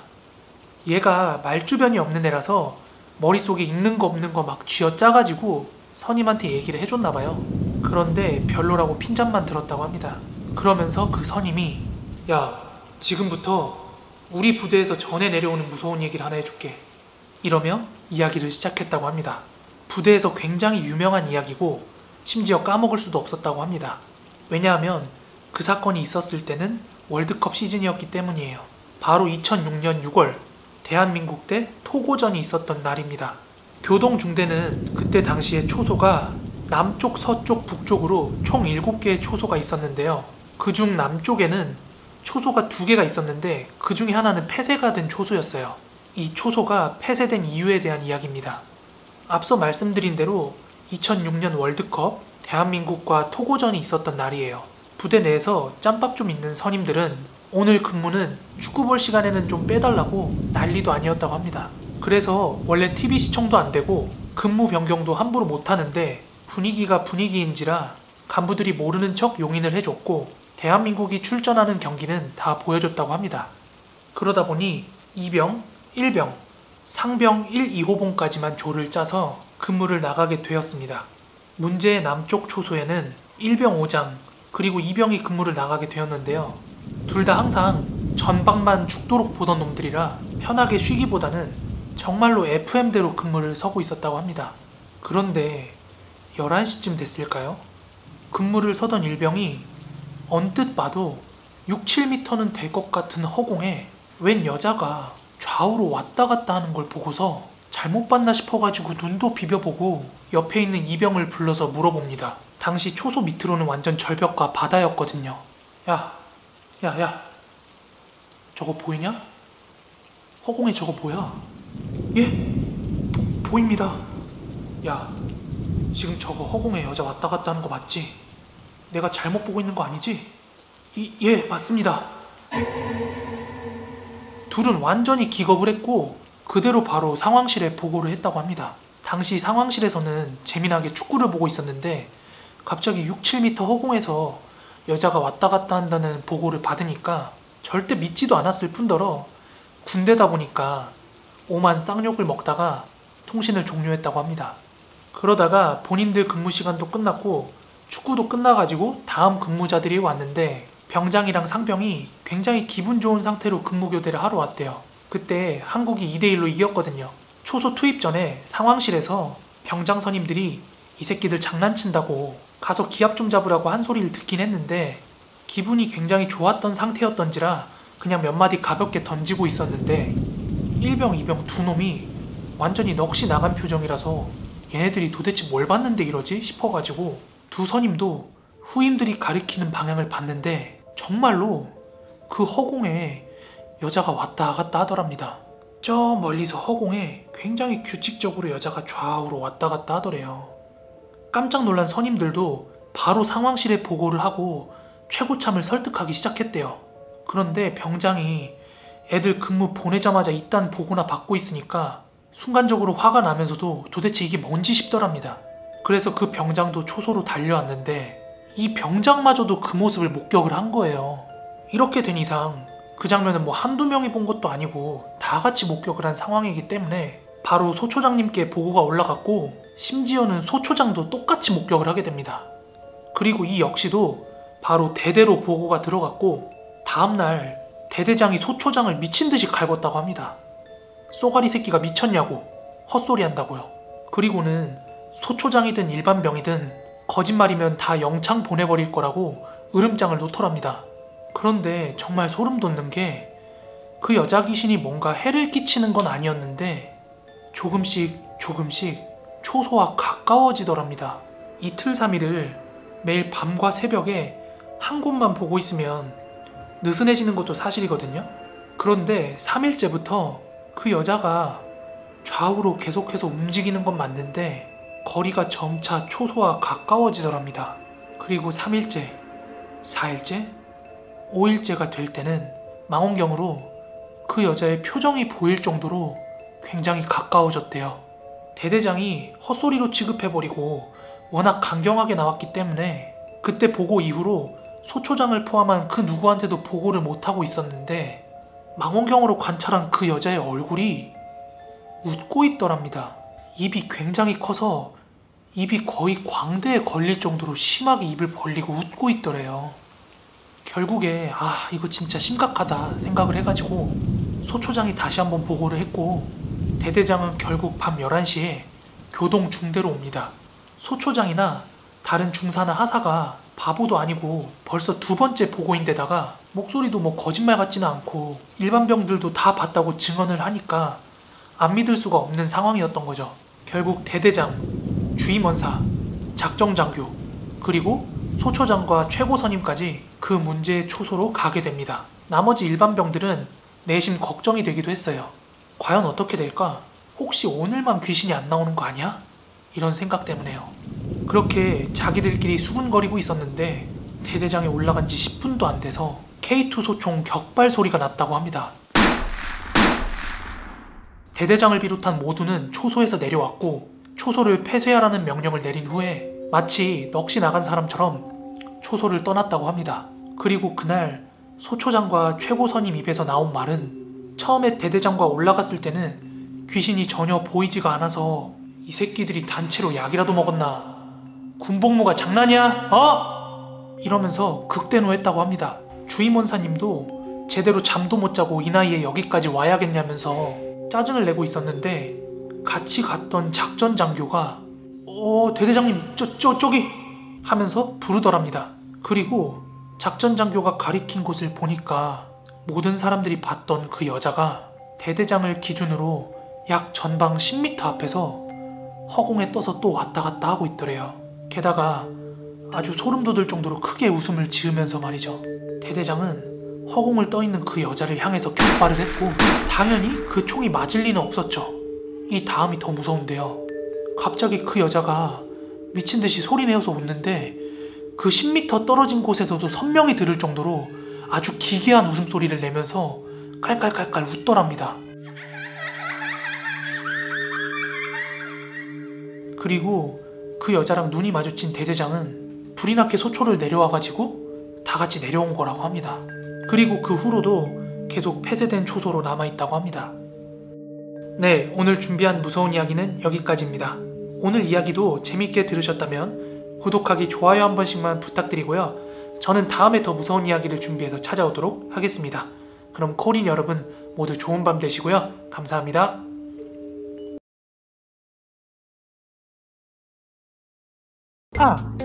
때려.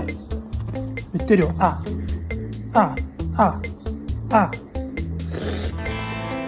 왜 때려? 아빠를? 새끼가.